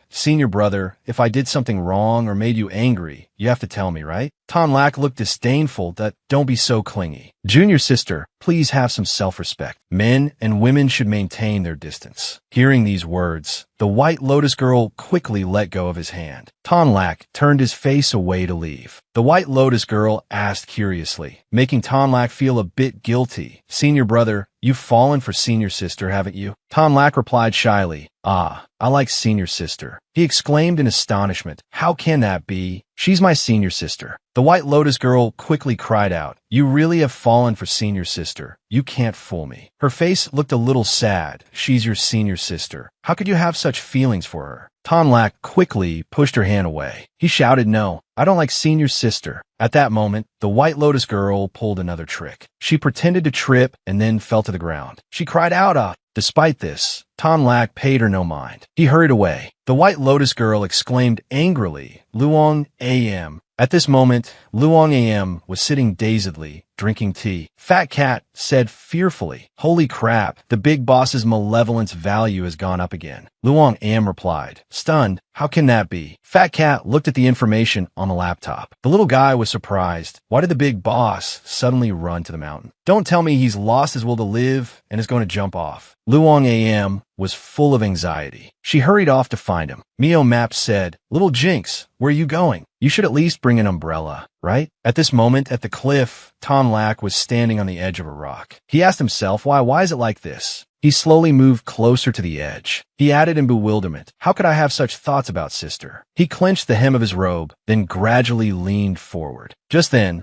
Luong AM rushed over. She called out in alarm, Tonlak. She shouted worriedly, Tonlak, get over here. Don't do anything stupid. Tonlak thought to himself, I was just in a bad mood and wanted to come here to clear my head. I wasn't doing anything stupid. Seeing her run towards him, he thought further, Could it be that sister thinks I want to kill myself? He spoke, Sister, I wasn't going to jump. He took a small step. Just then, the rock underneath him cracked. Tonlak quickly fell down. Luong AM anxiously reached out to catch him. She screamed in fear, Tonlak. At that moment, Luong AM had grabbed the hem of his robe. Tonlak's face was filled with panic. The two of them fell, just like that, into the deep abyss. A while later, as the sky gradually darkened, Tonlak and Luong lay motionless at the bottom of the ravine. Both were very seriously injured. Luong AM slowly opened her eyes. Her body was covered in bruises. She asked herself, Suddenly, she was a little stunned. Luong AM quickly turned to check on Tonlak, seeing his body covered in blood. Luong AM was extremely shocked. She thought to herself, Why is Tonlak bleeding so much? That's right, when we fell, he held me, so he would take the impact and I would be on top. At this moment, Tonlak squinted his eyes. Luong AM quickly called for him to wake up Tonlak, but her whole body ached and she couldn't move. She thought to herself, My leg is broken. Just then, Tonlak woke up. Seeing Luong AM's weak state in front of him, Tonlak was extremely worried. He yelled, Sister. Tonlak quickly went to her. He stood up, then gently helped Luong AM up. He asked worriedly, Sister, are you all right? He added sadly, Bear with the pain for a bit. I definitely won't let anything happen to you. Tonlak saw a cave nearby. He gently carried Luong AM over there. She called out to him, stunned, Tonlak, seeing his right shoulder soaked in blood. Luong AM was heartbroken. His shoulder is injured too. She struggled and yelled, Put me down, Tonlak. Tonlak said in a loud voice, Sister, don't move. Just then, Mio Map appeared. The little guy yelled, Holy cow, what the heck happened? Why did the big boss's blackening value increase by 5 points? Hearing these words, Luong AM's face was blank. Seeing Tonlak's determined expression, she thought to herself, What? Blacken again? Could it be? She quietly asked Mio Map, My God, did Tonlak just blacken? At this moment, Tonlak was still trying to carry Luong AM to a safe place. Mio Map angrily crushed the tablet. The little guy frowned. That's right, he just blackened. I don't know if the system is short-circuiting. Luong AM smiled faintly. She was a little amused. I know why he blackened. Mio Map was bewildered and didn't understand anything. He just dropped the tablet. A while later, inside the cave, Tonlak had started a fire to keep warm. The two of them sat inside, next to the fire. He gently took out a vial of medicine. Sister, we're still a ways from the mountain peak. Let me help you apply medicine first. Luong AM smiled and replied, I'm fine. You should apply medicine to yourself first. Tonlak interrupted, stunning her. No, I have to apply it to you first. She had no choice but to smile and agree, all right. She gently lifted her skirt a little. Tonlak looked at her with a heartbroken expression. He gently applied the medicine for Luong Am, seeing her small legs covered in scratches. Tonlak was so sad he could barely hold the medicine vial. He took all the blame on himself. Sister, I'm sorry. It's all my fault. Hearing him say that, Luong Am was a little stunned. She gently pinched his cheek. Why are you making that guilty face? I told you I'm fine. Hurry up and apply the medicine for me. There's nothing to feel bad about. Tonlak blushed and thought, did sister just pinch my cheek? Luong Am asked curiously, Tonlak, why do you keep staring at me? Is there something on my face? Tonlak was very embarrassed. He stammered, no, there's nothing. Let me apply the medicine for you. Then he gently applied the medicine for Luong Am. She felt a little pain and let out a cry. Seeing this, he asked worriedly, does it hurt a lot, sister? She smiled. It doesn't hurt. I just feel a little cold. Tonlak said blankly, cold? Suddenly, he looked at her full chest. His face turned completely red. Luong Am was very bold. She took off her clothes and said, Tonlak, I'm very cold right now. Can you help me dry my clothes? Tonlak quickly nodded. Okay, wait a moment. Sister, I'll dry your clothes as soon as I'm done applying the medicine. Luong Am pouted. She quickly touched his forehead. Why is your face so red? You're not sick, are you? Tonlak shyly backed away. Luong Am sighed softly. She said in a low voice, you must hate me, don't you? He quickly refuted, no, sister, I don't hate you. It's just that I'm shy around women. Luong Am frowned. But why are you so close with Junior sister? I don't see you avoiding her. Tonlak replied sadly, but you're not the same as her. She moved closer to him and asked, how am I not the same as her? Tonlak's heart suddenly started pounding. Seeing this, Luong Am smiled faintly. Tonlak then said, because you're my family. Luong Am asked in a loud voice, so what? She got angry, then turned away and yelled, just hurry up and apply the medicine. I'll tell you something very important later. A while later, Tonlak finished bandaging her. Sister, it's all bandaged. Luong Am exclaimed with delight. All right, you just finished bandaging me. Now I'll help you apply medicine. Tonlak was shy and refused. No need. I could do it myself. She angrily snatched the medicine vial from his hand. You talk too much. Give me the vial. Tonlak shyly took off his robe. Seeing the large wound on his shoulder, Luong Am was stunned. Tonlak turned his head to look at her. He said gently, I'm fine, sister. Luong Am yelled, are you an idiot? You were injured this badly and still carried me in. I'm clearly a bad person who has harmed you so much. Why are you still so good to me? Beside the bright fire, Tonlak's voice rang out, sister. Luong Am, feeling wronged, gently wiped her tears. She replied in a loud voice, be quiet. I don't want to talk to a liar. Like you. She gently touched her finger to Tonlak's back. He thought pensively, how could I have such corrupt thoughts about? Sister? Luong Am said in a soft voice, I just said I had something important to tell you. Do you want to hear it? Tonlak turned his head and asked blankly, please go ahead, sister. Luong Am slowly reached out her hand. Tonlak, I want. She moved closer, stunning him. She got right next to him and whispered, you. Luong Am gently made her move on Tonlak. She lightly kissed his lips. Tonlak hesitated and stammered, sister. The two stared at each other, dazed. Tonlak was still surprised. He lightly touched his lips. You just. Luong Am pretended to be clueless and replied, did I just do something? Hearing these words, Tonlak's face looked a little hurt. Luong Am quickly took off her outer robe, startling him. But my clothes are wet. Junior brother, can you help me dry them? Tonlak exclaimed shyly. Sister. She pretended to be sad. Tonlak, so you don't want to help me dry my clothes? He answered blankly, that's not it. He said with delight, of course I'm willing to dry your clothes for you. Luong Am smiled happily. Then I'll have to trouble you. As night gradually fell, Mio Map yelled in astonishment. The big boss's malice value actually dropped by 40 points. In total, the little guy tapped on the system. He was overjoyed, so this whitewashing mission can succeed. The Demon Emperor's seal can also be broken. Over here, the silhouettes of Tonlak and Luong Am appeared on the cliff wall. He said gently, sister, I'm done drying them. As he handed the clothes to her, Luong Am gently grabbed his hand and spoke. Tonlak pulled his hand back, stunned. Sister, please let go of my hand. Why did you suddenly do that? She said sternly. Tonlak, haven't I made my intentions clear to you? I like you very much. I love you very much. Do you know that?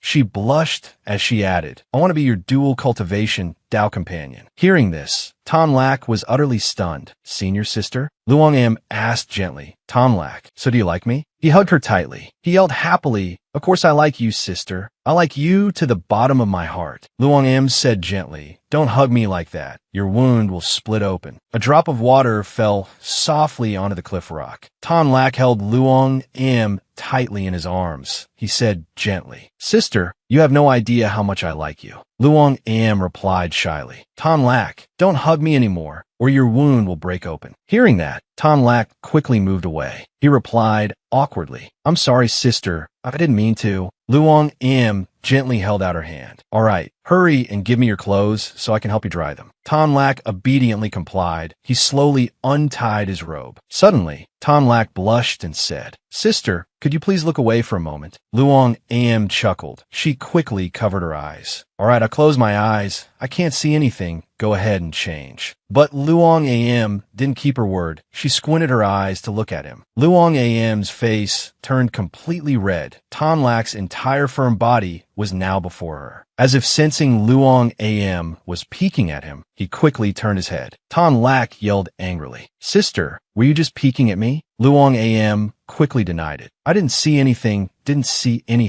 A while later, his clothes were dry. Luong Am said gently, your clothes are dry. Hurry and put them on. Tonlak slowly put on his robe. Just then, a dark figure appeared. Tonlak quickly stood up to shield Luong Am. He thought to himself, someone's here. The demonic cultivator stood frozen before the cave. He said in a loud voice, to think there are 2 injured cultivators on this mountainside. Heaven must be helping me. Ha ha ha. Fat Cat hurriedly said to Liang Yin, Stinky girl, pay attention. The person outside is that demonic cultivator. The one Qing Luo met after you took his 5 spiritual roots and pushed him off the mountain. He looked at the system and yelled, the big boss is definitely going to be blackened. You'd better protect that little life of yours. Hearing this, Liang Yin frowned. She thought to herself, a demonic cultivator blackened. She gently tugged on Qing Luo's sleeve to remind him. Qing Luo, you have to be careful with this guy. Qing Luo quickly replied, yes. The demonic cultivator moved closer and closer to the 2 of them, his voice loud. There's a beauty here, too? Perfect. I've just invented a few new rolling around positions. He burst out laughing. Haha, perfect. This venerable one will take you back to test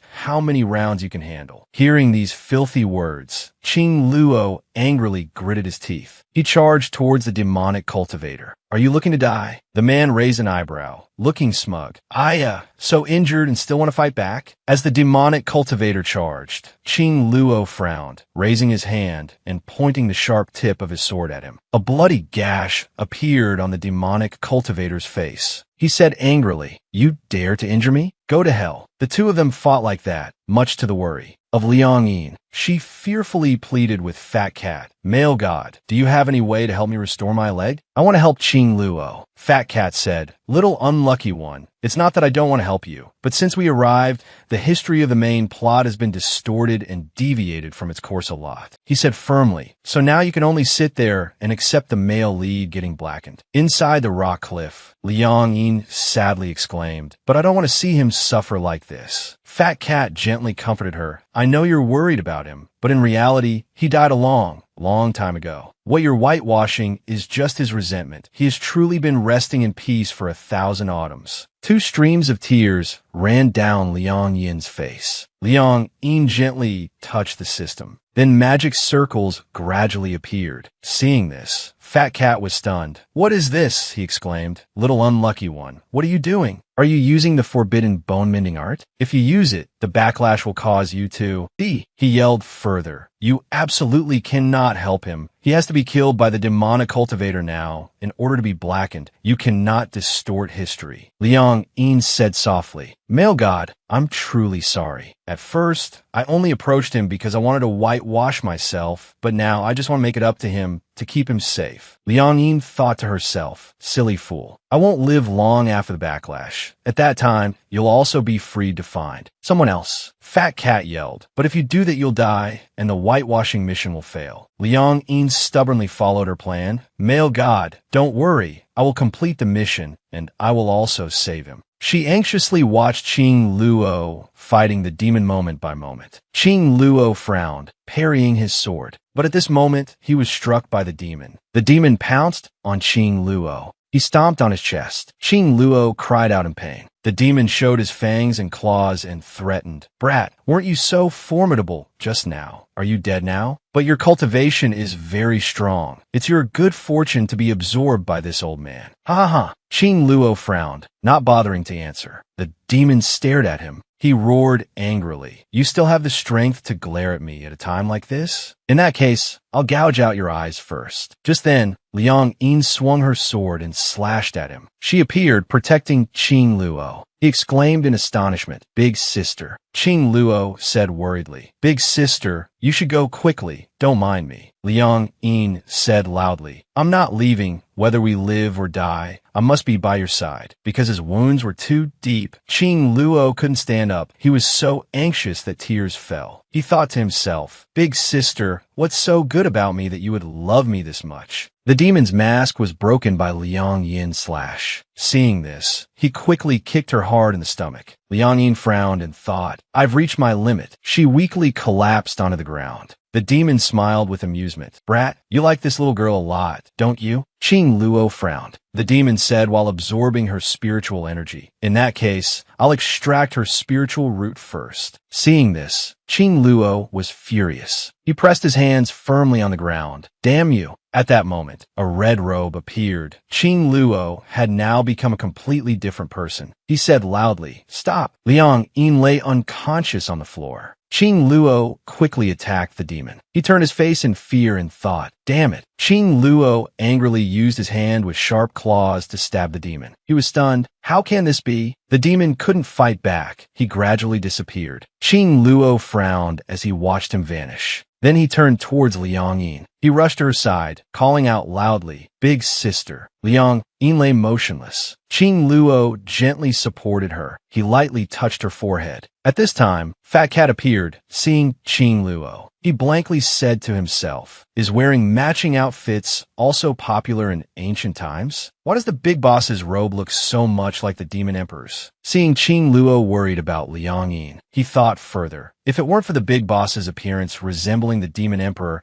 I would have almost mistaken him for the demon emperor. At this moment, Liang Yin slowly opened her eyes. She called out worriedly, "Qing Luo." Qing Luo hugged her tightly. "Big sister, don't be afraid. I will protect you. I will definitely not let you get hurt. I will definitely help you restore your 5 spiritual roots." Liang Yin gently replied, "You don't need to worry. I'm not afraid of you, and I don't need you to help me restore my 5 spiritual roots." Qing Luo sadly asked, "Why? Why don't you need to restore your 5 spiritual roots?" Liang Yin said softly, "Qing Luo, do you believe in past lives?" He frowned and replied, "As long as Big Sister says it, I'll believe anything." The fire beside the two of them still burned brightly. Liang Yin gently explained, "Because in my past life, I did many wrong things. I hurt you. Even if it was just a misunderstanding, I still let you die in despair." 2 streams of tears rolled down her cheeks. Liang Yin quickly apologized. "I'm truly sorry. I came from a distant future. I came here to find you. Do you believe me?" Qing Luo also shed tears. "I believe you. I believe whatever you say, but Big Sister, please don't say anymore." As soon as he finished speaking, he bit his own wrist. Liang Yin quickly stopped him. "Don't hurt yourself. It will only make me more heartbroken." She tried to say her last words. "Qing Luo, I like you. I like you more than anything. But please forgive my impertinence. Please allow me to leave." At this time, the fire beside them had also gone out. Qing Luo could no longer hold Liang Yin's hand tightly. His face was full of shock at her departure. He hugged her tightly and cried out, "Big sister." He cried loudly, "I like you. Big sister, wake up." At this moment, Liang Yin's soul had left her body. She looked at him and said, "Qing Luo, I'm sorry." Fat Cat stood beside her. He gently reminded her, "Let's go. The mission is complete. You made the big boss let go of his hatred. You completed the mission very well." Liang Yin sadly replied, "Oh no." Qing Luo was still painfully hugging her. In a certain room, inside the room was a chest. Qing Luo sat inside it, absorbing spiritual energy from the outside. Rose petals gradually fell. In the system space, she was there, lost in thought. Fat Cat also spoke helplessly. I know it's very hard for you to part with the big boss like this, but you have to know, if you had insisted on staying there, your soul would surely have scattered and dispersed. She sorrowfully stroked Fat Cat's head and replied,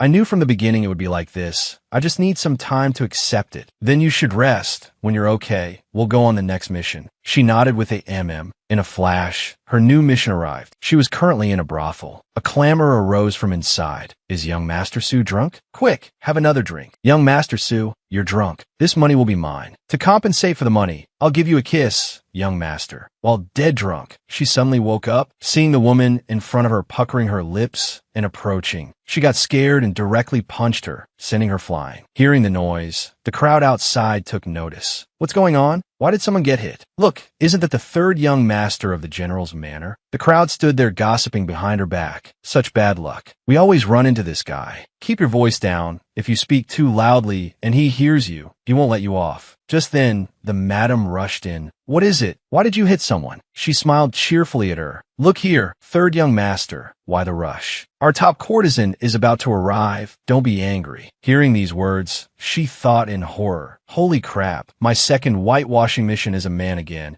and a perverted man who likes to visit houses of male courtesans at that. Am I gay? She immediately felt her chest to confirm. She could feel her chest was bound. Phew, thank goodness, my treasures are still here. Luckily, I'm a woman disguised as a man. I am the third young miss of the general's manor, to avoid having my engagement broken. Since I was a child, my father has made me disguise myself as a man. Since I was very young, I've been arrogant and tyrannical. Snatching handsome men to take home and use was a common occurrence. She sighed helplessly this time. What other shameful things did I do? Just say it. Fat Cat spoke nonchalantly. Well, there's that. Although you captured many handsome men in this life, you didn't touch any of them, except for the big boss. And the big boss is the very top courtesan of the house of male courtesans that the madam just mentioned. She asked in astonishment, so you mean I kidnapped and tied him up? He was originally captured by human traffickers. Then you tied him up and brought him home, and you couldn't help but force him to sleep with you. Not only that, when he wanted to escape, you used golden chains to tie him to the bed, and then every night you force him to do that. You're such a pervert. But normally, the big boss should hate you. I don't understand how the big boss could like you. It's really strange. Not long after, His Majesty issued an edict bestowing a marriage between you and the princess. On the wedding day, the princess discovered you were a woman and wanted to expose you. The big boss also stormed the palace that day to save you. In his haste, he killed the princess and wanted to take you away, to escape. But who would have thought that you would turn around and report the big boss? It was because you married the princess that the big boss killed her out of jealousy. Until the moment he died, the big boss refused to expose you. It's just that the look in the big boss's eyes at that time was filled with resentment. After hearing this, she exclaimed in horror, "Why is it that in every life you describe, I sound like such a scumbag?" The next life is even more scummy than the last. In the male courtesan house, Luong Am was dazed. The proprietor beside her called out in a low voice, "Third young master." Luong Am immediately sat down and said, "I'm fine. You all just carry on." At this moment, two young masters approached and spoke. "Third young master, let me accompany you for a drink." "Third young master, let me pour wine with you." At this moment, she seemed dizzy and said loudly, "Get away." Immediately, the two young masters sighed and left. Meanwhile, Luong Am picked up her wine cup and drank, thinking, in this life, I've harmed the big boss so much, his hatred value must be 90 or higher. But with such a high hatred value, how can I whitewash myself? How can I eliminate the big boss's malice? I can't just bring him back to the general's manor to run amok, or else the big boss will hate me to death again. That's right, I'll use my money to buy the big boss, then conveniently buy him a residence to live in. After that, I'll visit him often and supply him with food. That will surely increase his good impression and reduce his malice. Over here, the proprietor of the wine house announced, "Everyone must have been waiting for a long time, right? Now, please welcome the top courtesan of our Van Hoa Lao." Hearing this, Luong Am was so startled she choked on her wine. Such heavy tastes. At this moment, she stared at him and thought. But his expression is so much like Tonlak's. Beside them, the young masters who were drinking saw him and asked, Madam Hoa, where did you find this top courtesan? He looks so handsome. That's right, look at him. His face has a somewhat world-weary look,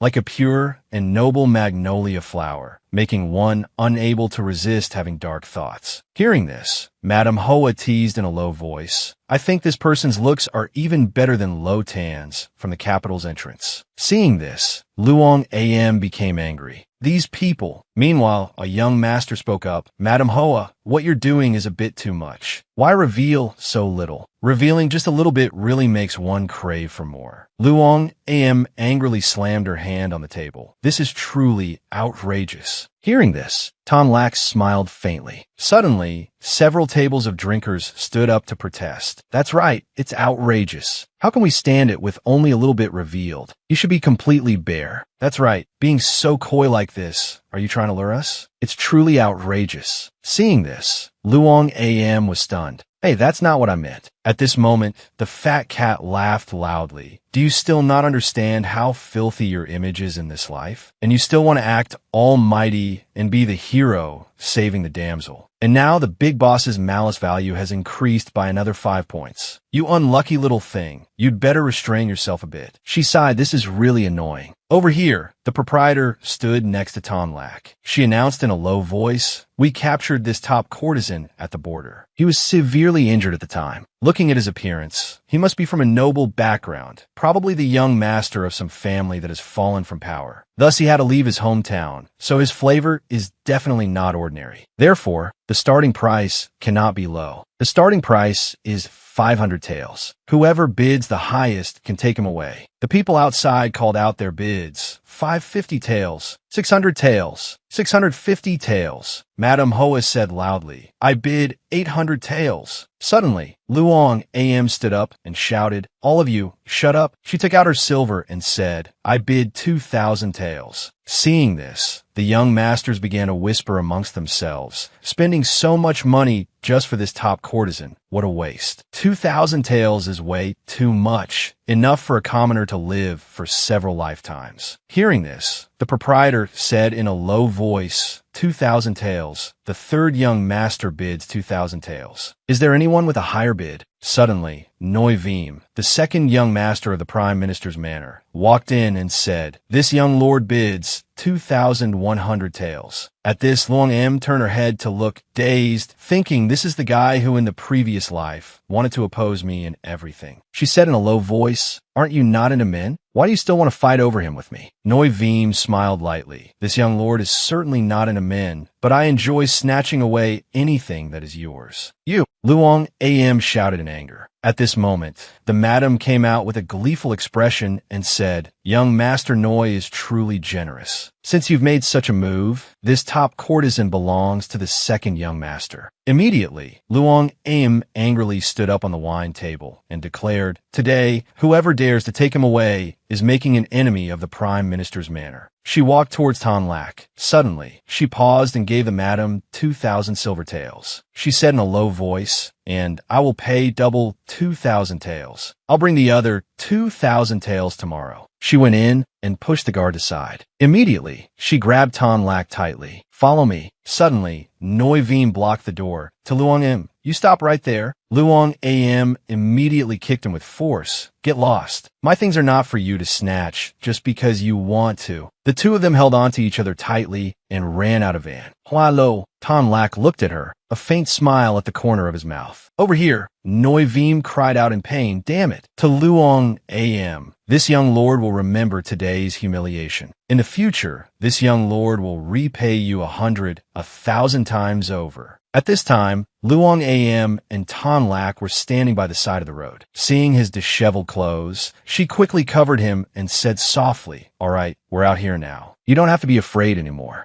I don't have any more silver taels on me right now, but I have this jade pendant, which is also very valuable. It can be exchanged for some money. You take it and use it. If you run into any trouble in the future, just come find me. I will definitely help you. I am the third young master of the general's manor, to Luong Am. What's your name? Hearing this, Tonlak was stunned. Are you saying you want to let me go? At this moment, Luong AM turned to leave, waving her hand in response. That's right, my favorite thing to do is good deeds. If you have any problems in the future, just come find me. I have something to do, so I'll be going first. Suddenly, Tom Lack ran up and grabbed her hand. Luong AM was startled and dazed. Is there something else you need help with? Tom Lack said in a low voice. You bought me, so I am your person. You can't just abandon me like this. Hearing this, Luong AM froze, stunned. At this moment, Luong AM thought with a bewildered expression. What did he just say? He's my person. He wants to come back with me. I'm a cut sleeve, you know. Do you really want to come back with me? You are the one who saved my life. Whatever you want of me, I will do. So if I wanted to do that, you'd be willing? He replied nonchalantly, I am willing to do anything. At this moment, she calmly thought, could it be that he was moved by my heroic act of saving the damsel? That must be it. She said in a low voice, in that case, you can temporarily be my personal guard. Don't worry, I'm not a cut sleeve, so I won't do anything over the line with you. What I said just now was just to scare you. Tom Lack replied, He looked at her back and thought, to Luong AM, you owe me. I will definitely get back every single thing from you. At this moment, Luong AM thought worriedly, is it my imagination? Why did the big boss's gaze just now send a chill down my spine? The young ladies on the street were gossiping about Tom Lack. Luong M laughed loudly. For you to be my personal guard is truly a waste. Look, so many young ladies are looking at you with thirsty eyes. Tom Lack said calmly, I'm not interested in them. She burst out laughing. That's true. With looks like yours, any woman who catches your eye must be very beautiful. Hearing that, he replied, yes, the woman I like is very beautiful. It's just that her heart is a bit treacherous. Hearing this, to Luong M looked sad. Oh, is that so? I'm sorry for bringing up your sad memories. Tom Lack calmly reassured her. It's all right. I believe that one day she will have to regret it, because I will make her pay a heavy price for betraying me. She gave an awkward laugh and said softly, is that so? Well, I wish you success then. Immediately, with a sinister smile on his face, he said, you are so adorable. Hearing that, Luong AM became shy, am I? Right? We've been walking together for a while, and I still don't know your name. He replied, my name is Bok Noyet. Bok as in the Bok for white, and Noyet as in the Noyet for moon. Hearing this, Luong AM was amazed. Bok Noyet, that's a beautiful name. It really suits your aura. Upon returning to the capital, eldest brother to Deep 2 and second brother to Van Thien ran out, calling third brother. At this moment, eldest brother to Deep 2 had a worried expression. You really brought him back with you? To Van Thien also said softly, are you itching for a beating from father? Father already knows what trouble you caused at Van Ho Alao. Hearing this, Luong AM was startled in fear. No way. The news spread that fast. At this moment, a loud voice called out, you brat, are you looking to die? Do you want this old man to break your legs before you'll behave? Hearing this, everyone was startled. At this moment, soldiers surrounded her and Tom Lack. Immediately, soldiers ran to seize Tom Lack. Seeing this, Luong AM called out worriedly, Bok Noyet. At this time, Luong AM was also struck on the back of the neck by a soldier and collapsed. At night, To Luong AM woke up with a dazed expression. Why am I here? What happened to my godlike big boss? She thought, is my god playing the disappearing act again? I can't wait any longer. I have to go find a big boss. Luong AM immediately got out of bed and put on her boots. Suddenly, someone knocked on the door and entered. At this moment, her mother walked in carrying food and said gently, where are you going? You're not trying to find that top courtesan, are you? Luong AM had a surprised expression. I asked this my mother in this life. She then asked, Mother, where is he now? At this time, her father walked in and shouted angrily, you damn brat. You still dare to ask where he is? If I don't beat you to death today, then I'm not your father. Hearing this, Luong AM hurriedly explained, Father, you've misunderstood. Bok Noyet, he's not a male courtesan. The three of them were stunned. Not a male courtesan. Her father, not believing it, exclaimed, do you think this old man is a fool? The entire capital has already heard that you spent 4,000 taels of silver to fight over a top courtesan with the brat from the Prime Minister's manor. Hearing this, Su Yangyin said softly, I'm not lying to you, father. I've known Bai Yu for a long time. We've been dating for a while, and we even promised to spend our lives together. Then he suddenly disappeared without a trace for so long. Only today did I get news that he was kidnapped. That's why I'm willing to do whatever it takes to save him. He sighed and said, even so, this prime minister's residence will not accept a male entertainer. Hearing this, Liang Yin grew anxious. Father, you can't send him away. She immediately knelt and begged, I am already his. At this moment, her mother ran over worriedly. Don't talk nonsense, Ener. Her father angrily raised his hand. You rebellious child. Her two brothers immediately stopped him. Father, calm down. Over here, Su Liangyin confided in her father. With my identity,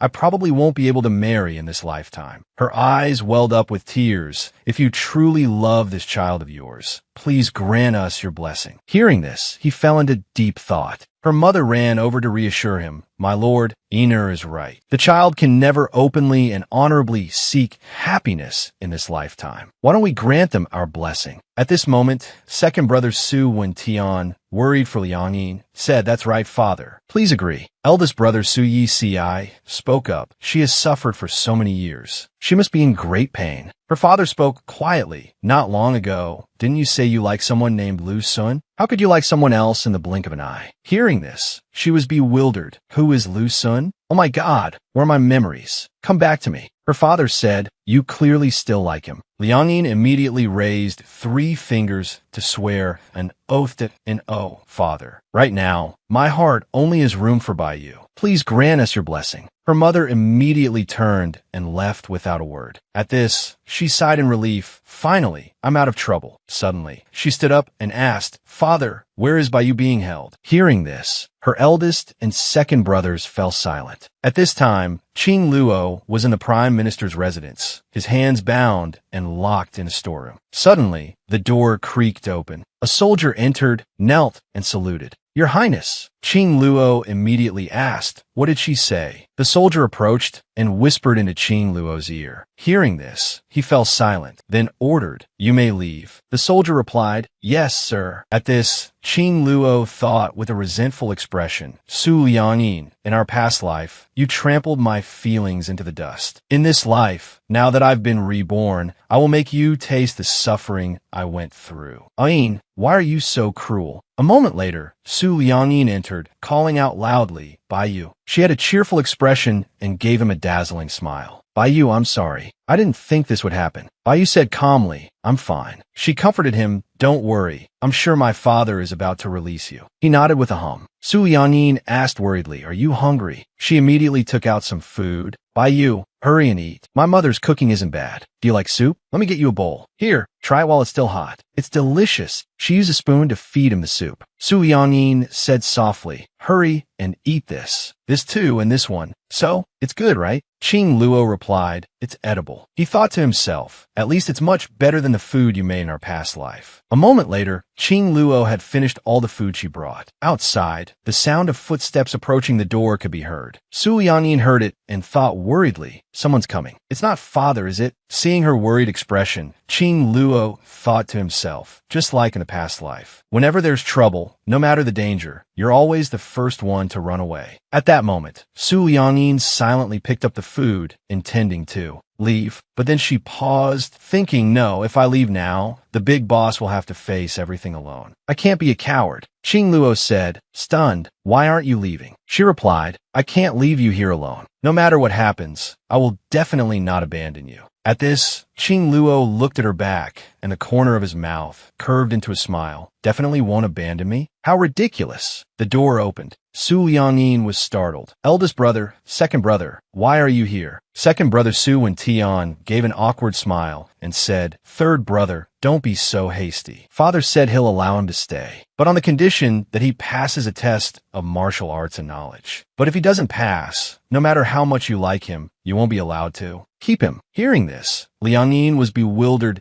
What are father's requirements for a guard? Eldest brother Su Yi Si said, it's the same as the test for a normal guard. Don't worry, father is just tough on the outside but soft on the inside. Since you said you like him. Su Wentian continued, since he's your person, father definitely won't intentionally separate you two. Hearing this, Su Liangyin blushed shyly. Brother, what nonsense are you talking about? Her second brother thought for a moment and said, all right, let's do that. Take him to wash up and arrange a room for him. Remember, he's not allowed to stay in the same room as you. Liangyin replied happily, yes, I know. Thank you, brothers. Then Su Liangyin went inside and said softly, by you, let's go. Qing Luo asked with curiosity, what did you mean just now when you told your brothers that I was your person? Seeing this, she blushed shyly, oh, that it's nothing. It's just that to save you, I told my father that we belong to each other, that we like each other. So from now on, Qing Luo immediately continued, from now on what? She replied, from now on, you'll be staying at the residence, and we'll pretend to be a couple. Hearing this, Qing Luo chuckled softly, stood up, and replied with a hum, let's go. Seeing this, Su Liangyin had a stunned expression. This is different from what I expected. The big boss is so calm. Over here, Su Liangyin and Qing Luo walked to the door. She turned back worriedly. By you, rest assured. Even though we're only pretending to like each other, I'm not a pervert, so I definitely won't do anything improper to you. Immediately, Su Liangyin opened the door. Suddenly,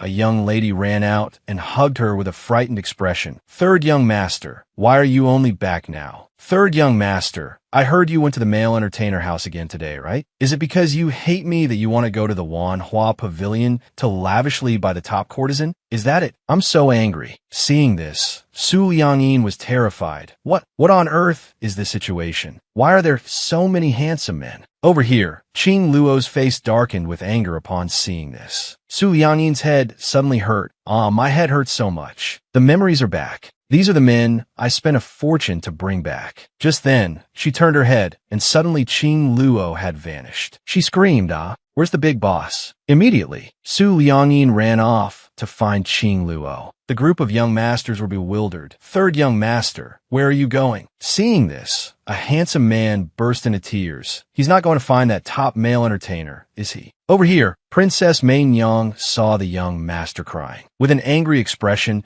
she thought, I won't let anyone take my position. How can a top entertainer from a lowly pleasure house compare to me? Meanwhile, Su Liangyin was anxiously running to find Qing Luo. Suddenly, the fat cat's voice spoke up. Host, my God, what have you done? The big boss's blackening value has increased by 20 points. It's full now. Hearing this, she was startled. The blackening value is full. The fat cat said softly, this isn't entirely your fault. Before, because of the transmigration to the second world, my spiritual power was depleted, so I couldn't get here in time to tell you. At this, she was stunned. The big boss of this world has been reborn. She suddenly stopped that he's been reborn. No wonder the big boss's words and actions were so unusual from start. It turns out he remembers everything from his past life. That's why he knew that the woman he liked was a cruel, black-hearted person who viciously betrayed him. The fat cat continued. Besides, the big boss's identity isn't simple either. In the past life, you never discovered his true identity. You were the one who caused his death. Him being tied up in the male entertainer house was definitely intentional to deliberately meet you. Right now, I still haven't recovered my spiritual power and need to go into seclusion. Remember, don't go to the palace to attend the banquet and meet the princess. Immediately, Su Liangyin's expression turned cold. I can't do that. I must explain things clearly to him. At this moment, Qing Luo was gazing at the quiet sky. Su Liangyin ran over and called out, by you, what you saw just now isn't what it looked like. I'm not that kind of person. Suddenly, she clenched her fists and thought, no, that's not right. Even if it was the past life, that was still me. What's the use of explaining the things I did? She said softly, by you, I'm sorry. I shouldn't have lied to you. I'm that kind of person, but I will change for you. Hearing this, Qing Luo asked calmly, then do you like me? Su Liangyin immediately fell into deep thought, like him. Seeing this, Qing Luo said softly, let's go. As he walked past her, she suddenly realized this familiar scent of roses is the scent on Qing Luo. She immediately pulled him back. Wait. Qing Luo turned his head and asked, is there something else? Suddenly, Su Liangyin let go of his hand again, and oh, it's nothing. You should go back to your room and rest first. The room is next to the main entrance. Qing Luo immediately turned and left. He thought to himself, Su Liangyin, why didn't you answer me? Is it because your heart already belongs to someone else? The way you looked at me just now, it was as if you were looking through me at someone else. At this moment, Su Liangyin stood there and burst into tears. Some people, once you let them go, will never come back. Some things, buried deep in the heart, will bleed when forced open again. She thought to herself, Qing Luo, I'm afraid I really have to forget you this time. Goodbye. There's no way for me to see you again. A while later, Su Liangyin returned to her room. Suddenly, Mei Yang, whom she had bought, burst into the room. Mei Yang was angry. Did you really give the order for all of us to leave the residence? At this, Su Liangyin calmly sipped her tea and explained, Don't get agitated. It's not a rush. I'm the one letting you go home. It was my fault for bringing you all here in the first place. Hearing this, my Nuong became furious. You were the one who forced me to come back in the first place, so what do you take me for now? My Nuong immediately turned and left that I will absolutely not leave the general's manor. Hearing this, To Luong AM thought in fear. No way. Could it be that he's been bent? Elsewhere, in Tan Lak's room, a guard entered, knelt, and reported, This is what I just overheard. Your Highness, you are of noble birth. Why are you here pretending to be a male courtesan in a brothel? Hearing this, Tan Lak's face darkened with anger. Does this prince's business require you to point fingers at it? Seeing this, the attendant lowered his head in fear. As night fell, the sound of a door creaking open was heard. Immediately, Tan Lak's mouth was covered. To Luong M gestured for silence, whispering, Don't talk, or others will hear. Tan Lak cried out in a panicked fright. You've been drinking. What are you doing in my room?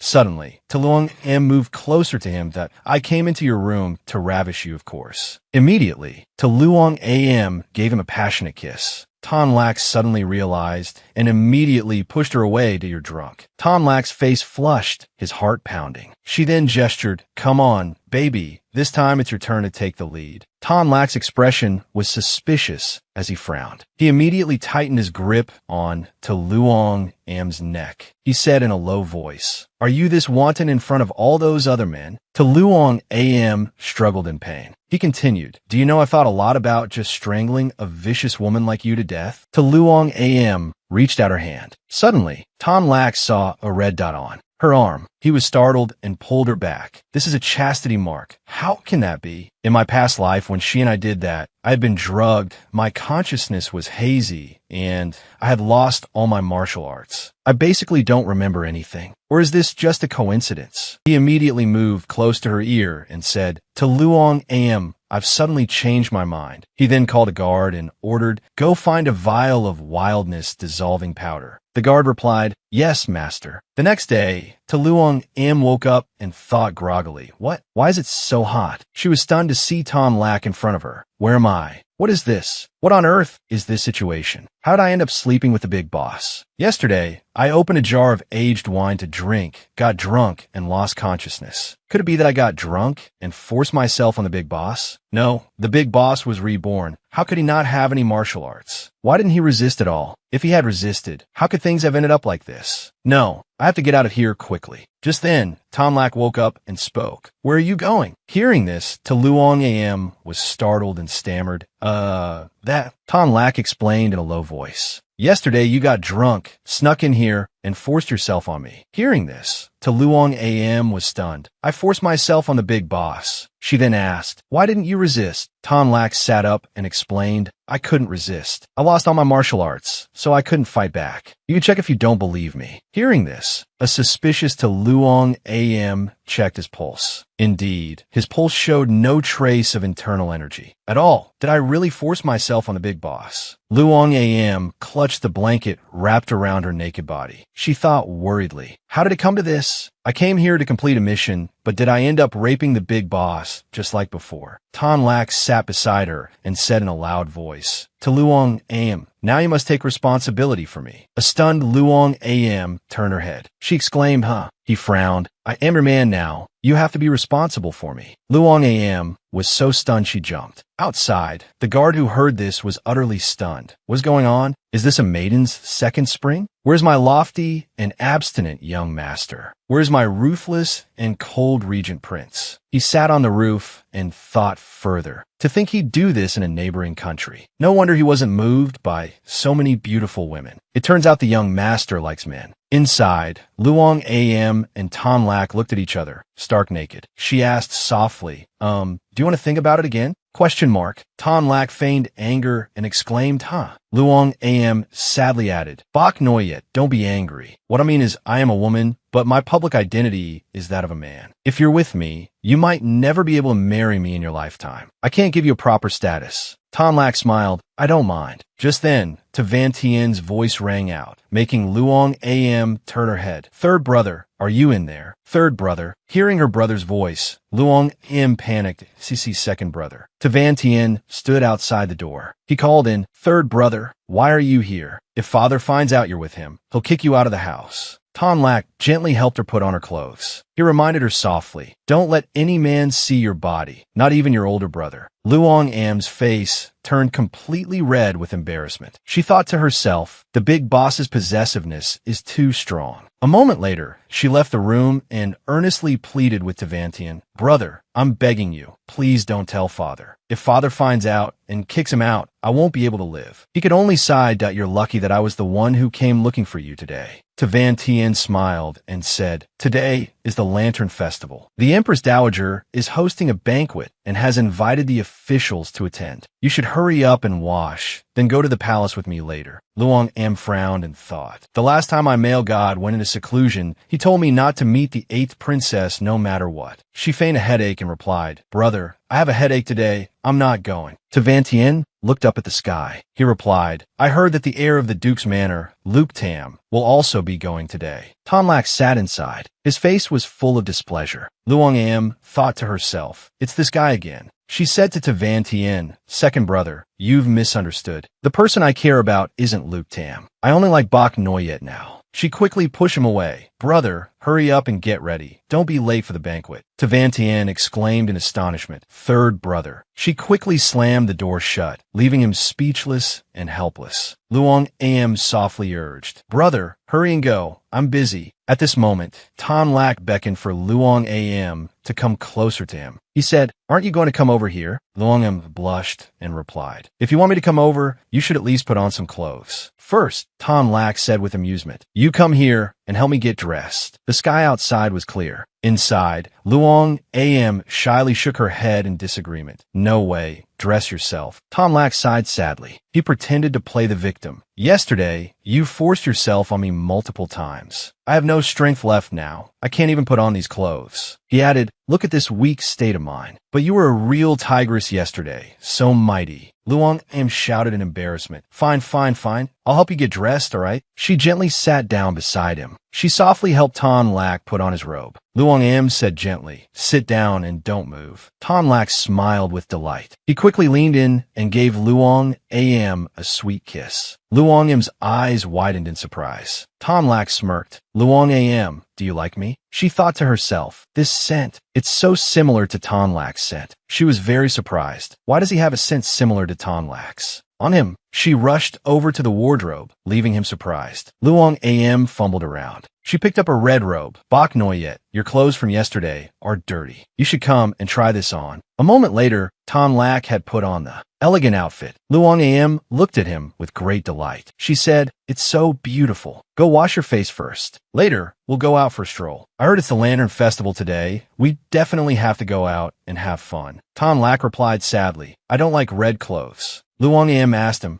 Bok Noyet, what did you say? I didn't hear you clearly. He smiled and replied, It's nothing. You should hurry and pack your things. Watching her leave, his face was full of sorrow. He thought to himself, to Luong Am, when you saw through me just now, who were you really thinking of? As night fell, Luong Am gently took his hand to go moon gazing. She exclaimed with delight, Wow, that's so amazing. Tan Lak smiled. If you like it, go get that sugar figurine. She said blankly, You don't think I was just looking at that sugar figurine, do you? He replied gently, Weren't you? Didn't you just say the sugar figurine was amazing? Luong Am quickly explained, Of course not. I was talking about the man selling them breaking a large stone slab on his chest. It shatters with one hit, right? She delightedly hugged Tan Lak's arm. Bok Noyet, I think you look even more handsome when you smile more. She added, especially a mischievous smile. It would definitely be very handsome. Tan Lak suddenly stopped. He stood firm, his legs not trembling at all.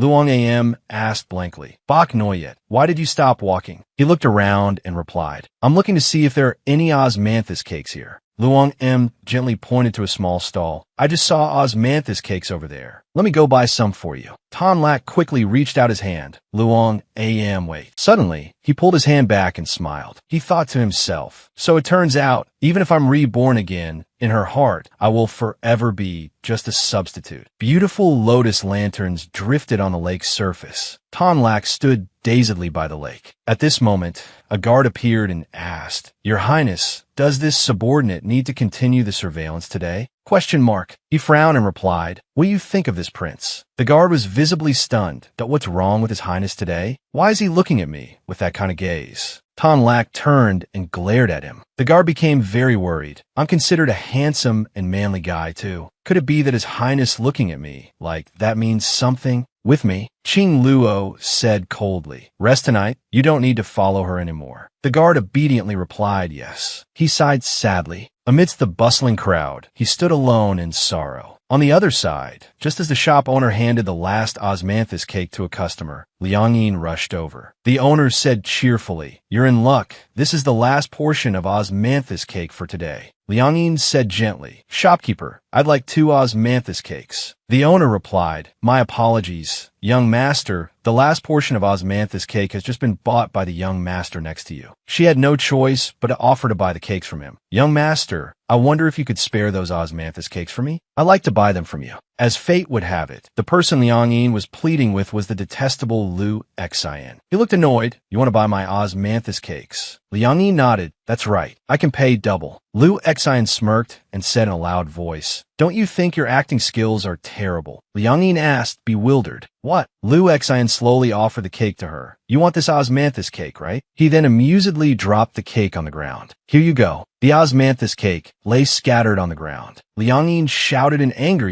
Lu Xian's face was full of contempt. "I'm disgusted that you'd use such tricks to approach me. You truly make me loathe you more and more." Liang Yin didn't bother to reply. She swung her hand and slapped him hard across the face. Lu Xian was stunned. She said in a loud voice, "Are you insane?" As soon as she finished speaking, Liang Yin quickly left. What bad luck to run into a psycho. Lu Xian gently touched his stinging cheek and thought to himself, this damned cut sleeve. How dare he hit me and pretend not to know me? Didn't he used to follow me around like a shadow? He chuckled softly, Su Liang Yin. At this moment, Liang Yin was looking around to find Qing Luo. She thought to herself, why can't I see him? Did he wait too long and go home? Suddenly, her eyes widened in surprise. Right before her, Qing Luo was standing by the lake, gazing at the moon. She looked at him and mused, "By you dressed in this style really looks a lot like Qing Luo." Liang Yin gently ran towards him. She said, "By you, what are you doing here? I thought you might have waited too long and gone back to the manor." With a sad face, Qing Luo replied, "If you hadn't arrived, I wouldn't have left." Liang Yin said softly, "Oh, right, I'm sorry. That osmanthus cake shop ran out of cakes. How about I buy some for you first thing tomorrow morning?" Qing Luo said gently, "There's no need. I don't really want to eat it anyway." Liang Yin was very sad. "Really, I feel like I want to do something for you, but I can't seem to do anything right." Qing Luo gently took her hand. He suddenly pulled her into a hug, leaving her completely stunned. Qing Luo gently held Liang Yin's slender hand. "That's not true." Liang Yin blushed, speechless. He held her hand firmly. A moment later, the two of them arrived at a temple. The host, while beating a drum, said, "At every lantern festival, there's a poetry competition. Whoever is the victor will receive a prize." He recited in a loud voice, "Lantern, you are forever bright in my heart. You lead me toward the light, yet you can also plunge me into darkness. You, selflessly devoted to all." Qing Luo and Liang Yin stood below. His face was dazed while she was a little moved. The people around praised it immensely. Brilliant. That was brilliant. He turned to ask her, "Liang Yin, what do you think of this poem?" She frowned and replied, "This poem? It's nothing special. By the way, do you know how to write poetry?" Qing Luo considered it. A little. Liang Yin's eyes lit up. She said, "That's right, by you, I want that prize. Why don't you go on stage and try writing a poem?" Qing Luo gently pinched her cheek, making her blush. He said, "If it's what Liang Yin wants, then I will do it." She shouted to encourage him, "Go for it." At this point, Qing Luo was standing on the stage. The people around were captivated by his beauty. Who is that person? He's so handsome. The young ladies were openly delighted. That handsome man is so elegant. I already like him just for his looks. He doesn't even need to write a poem. Qing Luo calmly began, I share a home with that person. Hearing this, Liang Yin was a bit stunned. He continued, though this love is but my own unrequited feeling. Qingming passes and spring returns, seeing bees fly, spring flowers bloom, and leaves fall. Liang Yin's face was filled with surprise. The young ladies beside her praised him endlessly. Turns out he's not just handsome, but talented too. How wonderful. Suddenly, at this moment, Liang Yin felt it was hard to breathe. She touched her heart and thought, "It hurts, my heart hurts so much." In a palace, the 8th princess pointed a sharp sword at Liang Yin. She screamed, "You liar! You're a woman, yet you deceived me. I must tell my royal father. I must have all 9 generations of your kin exterminated." Liang Yin replied worriedly, "8th princess, I had no choice. It was an imperial command." The 8th princess shouted, "Shut up! No excuses!" As soon as she finished speaking, she plunged the sword through Liang Yin's arm. She cried out in pain,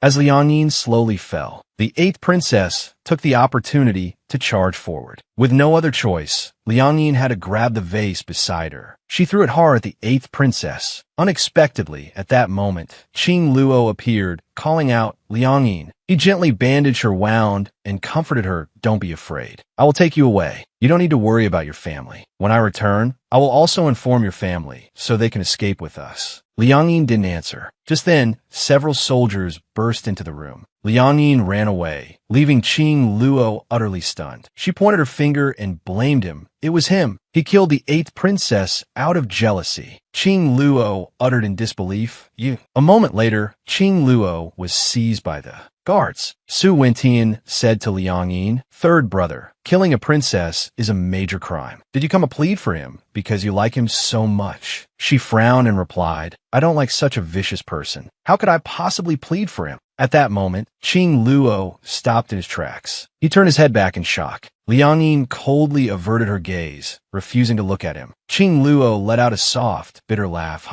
Back in the present, as Liang Yin was still feeling a slight pain in her heart, Qing Luo approached her and said, "Su Liang Yin, I have returned." She looked at him and thought, "By you. In every lifetime, I am sorry." Her face was sad that I have used you as a substitute for Qing Luo. She gently took his hand. "By you." Suddenly, the host called out loudly, "The young master in red has won first prize. Please come on stage to receive your reward." Qing Luo smiled. "Let's go. Didn't you want that prize?" Liang Yin thought blankly. "I'll have to find a more proper place to apologize another day." As the two of them approached the stage, the host said, "Young master, you must go in to receive the prize yourself." He extended his hand. "Please, enter." Seeing this, Liang Yin thought to herself, "Why so mysterious? Could it be a masterpiece?" She hurried to get the item. "By you, I'll get it and be right out." Qing Luo smiled. As he walked inside, he thought, Liang Yin has changed so much. Perhaps she changed for the better a long time ago, but I just didn't realize it. Behind him, a young lady watched him and giggled to herself. That young master is so lucky, getting the chance to spend a night with young master Lu Xian, discussing poetry, sipping wine. Suddenly, Qing Luo was startled. What? The people were gossiping animatedly. Were you envious of? 2 men together, reciting couplets, discussing poetry. Do you think anything will happen? How could nothing happen? I took one look at that young master and could tell he's not a decent person. They continued to add more behind Qing Luo's back. Maybe that young master didn't know the first prize was a night with young master Lu Xian. How could he not know? This lantern festival started 3 days ago, and the competition has been held since then. The prize was known 3 days ago. Could there really be someone who still doesn't know? They whispered, "Ditto. I heard that the general of the Su Manor has a 3rd young master who is a cut sleeve. Could it be him? His demeanor doesn't quite match. But what if it really is him? He may be fierce on the outside, but inside he's just a useless person." Qing Luo thought to himself, "Su Liangyin, so you deliberately tricked me into writing a poem just so you could spend the night with Lu Xen?" He clenched his fists in anger. "I was such a fool to be deceived by your appearance these past few days." His face was filled with rage. "And here I thought you were no longer like you were before." On the other side, Liang Yin stepped inside and saw Lu Xian sitting there. Liang Yin uttered blankly, "Where's the prize? Why is there someone sitting here?" She said in a loud voice, "Excuse me, young master. May I ask where the first prize for the poetry competition is?" Lu Xian paused. He chuckled softly that Su Liang Yin, you really will stop at nothing. How shameless. Liang Yin said blankly, "No, shameless. She quickly pulled back the curtain. If you know, just say it. If you don't, then say you don't. Being all passive-aggressive and insulting people is really detestable. Seeing Lu Xin, she shouted, "It's you." Just then, Fat Cat appeared, screaming in panic. "Isn't that Lu Xin from the Prime Minister's manor? Why are you with him? Where's the big boss? Did you ditch the big boss to go on a date with him?" Lu Xin frowned, looking annoyed with Liang Yin. "Let me tell you, don't even think about pulling any tricks, because no matter what you come up with, I will never pay you any mind. I don't like men." Liang Yin felt a headache coming on. She narrowed her eyes and asked, You're Lu Xin?" He replied in a loud voice, still pretending. "Don't tell me you didn't know that the first prize of today's competition is a night of reciting poetry with this heir apparent." Liang Yin froze in shock. I didn't know a damn thing." She suddenly realized, wait a minute, if the big boss finds out about this, won't he misunderstand again? Fat Cat wailed, "Heavens and earth, the blackening value just increased by 30 points. Is there any way to salvage this? This divine cat doesn't want to live anymore." Luong Am quickly turned and left the fine Tonlac. She thought to herself, he is truly misunderstood. Luke Tam watched her leave. He smiled smugly. Trying to catch me?" Just then, it was pouring rain outside, and everyone was gradually packing up to go home. Luong Am looked all around, calling out loudly, Bak Noyet, where are you?" Luong Am hurried to find him, shouting, Bak Noyet, where are you, Bak Noyet?" Just then, Luong Am saw Tan Lac standing by the lake, looking utterly lonely and lost. Luong Am rushed over and threw her arms around him. "Bak Noyet, you scared me to death. I thought I would never see you again." Tan Lac replied angrily, "Why did you come here? You finally got a hard-won chance to be with him. Why not take it?" Luong Am said softly, "I had no idea what the prize for this competition was. If I had known the prize was to be with him, I would never have told you to enter this competition." Tan Lac frowned. "You think I'll believe you again?" Luong Am still held tightly to the hem of his robe. Tan Lac turned his face back, and he gently kissed her on the lips. Luong Am hurriedly explained, "I don't like Luke Tam at all, and even if I really did like him, when I stepped back and saw you had disappeared, I was truly terrified." She added tearfully, "I once loved someone, and he died for me. I've always held on to that obsession, wanting to find him, to make it up to him." She said painfully, "I'm so sorry. Because I was too greedy, I kept insisting that you were him. I know that offends you." She clutched the hem of his robe tightly. Luong Am said gently, "I know what I did was wrong. I'm sorry. Tan Lac didn't answer at all. He reached out his hand, then kissed Luong Am's sweet lips. Night gradually fell. The two were intimate inside the deep forest. Their hands were clasped tightly together. The rain still pattered by the lake. The next morning, at this time, a servant approached Luong Am's room and called out, "Third young master, the general summons you for a meeting." She yawned and replied, "I know, you may leave first." She sat up and looked over her body. "That liar Bak Noyet, saying I forced you that night. That didn't happen at all. It was you who forced me." She dazedly asked herself, "Wait, where is Bak Noyet?" Luong Am quickly slipped on her sandals and stood up. Her body was so sore it made her cry out, my whole body is aching." A moment later, Luong Am left her room, whining as she walked, "My legs have turned to jelly." Seeing the deep two ahead, Luong Am asked softly, "Big brother, have you seen Bak Noyet?" He replied gently, "Father summoned Bak Noyet early this morning for a strength test, didn't you know?" As soon as he finished speaking, Luong Am had already rushed off to find Tan Lac. The deep two, stunned, tried to stop her. Wait. He thought to himself, I forgot to tell Luong Am that Luke Tam, the son of the Grand Marshal's manor, is also there. He was filled with worry for Luong Am. His third brother had once peeked at Luke Tam bathing, causing a huge commotion that everyone knew about. It would be so embarrassing if they met now. At the training grounds, as General Su drew his bow, the arrow hit the target. He smiled with satisfaction, while everyone around praised him endlessly. Excellent.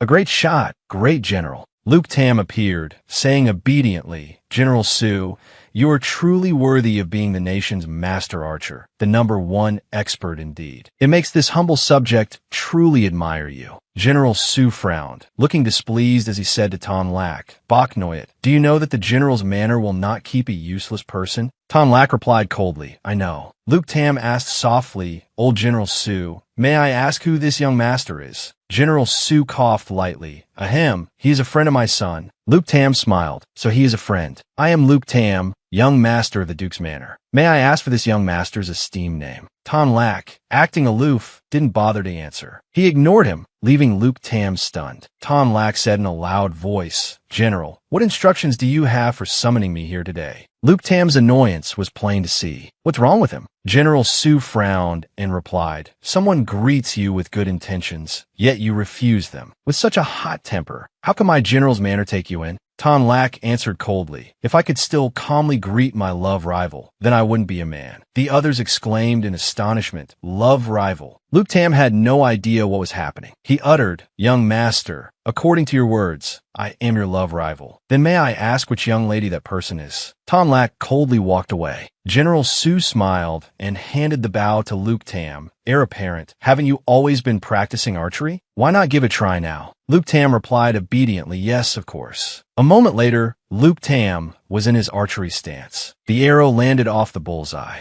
General Su exclaimed excitedly, "Not bad. To be able to shoot like that shows great talent." Luke Tam smiled, "You flatter me, General." The general said irritably to Tan Lak, "Today, as long as you hit the target, I will let you pass the first stage." Tan Lak took the bow. He replied, "All right, give me 2 more arrows." General Su, not believing in his strength, said irritably, "You only have 1 chance. If you miss, then get out of my sight." Tan Lak then shot 3 arrows at the same time. The arrows whizzed through the air, and a sound rang out. Hut, hut, hut. General Su and Luke Tam were completely stunned. What? 3 arrows flew straight into one target. All 3 arrows stacked on top of each other, piercing the same bullseye. Everyone was astonished and began to murmur, "How is that possible? Look at the 3 arrows. They all hit the mark. All 3 hit the bullseye. That's truly incredible." General Su thought to himself, "Even I can't do that, but he can? It seems he's not useless after all." He frowned and thought further. "As far as I know, only the regent prince of the neighboring country can do this." He recalled, "It is rumored that this man is like a god of archery. Every one of his arrows seems to have a divine sense and always hits its mark. Not only that, his martial arts are unfathomable." He mused thoughtfully. Could it be? Seeing Tan Lak's slightly sad face, he thought further, impossible. How could that regent prince be captured and taken to that male courtesan house? General Su announced loudly, "Not bad, but in the second stage, you must fight my guards. If you can defeat them, I will let you stay." A guard piped up, "His fists and feet are probably nothing special. How about choosing Old Seventh? Old Seventh is the one with the worst martial arts among us." Everyone laughed loudly. "Ha ha ha." Tan Lak declared in a loud voice, "All of you, come at once. You are too weak." The guards said to each other irritably, "What did he just say? We're too weak?" They charged forward angrily. "You really are too arrogant." General Su said smugly, "You really want to fight all of them at the same time?" Tan Lak replied, "They are fundamentally no match for me." Hearing these words, General Su frowned, his heart filled with anger. He truly doesn't know the immensity of heaven and earth. He reminded his men, "No one is to use weapons in this fight. Other than that, all of you go." The guards replied obediently, "As you command." They rushed towards Tan Lak. "Let's go. Take this punch." Luke Tam frowned. "You think being good at archery is enough? An arrogant guy like you can't do anything." As the guards charged, Tan Lak quickly dodged their attacks. He extended his leg to counter one of them, then sent all the others flying. They cried out in pain.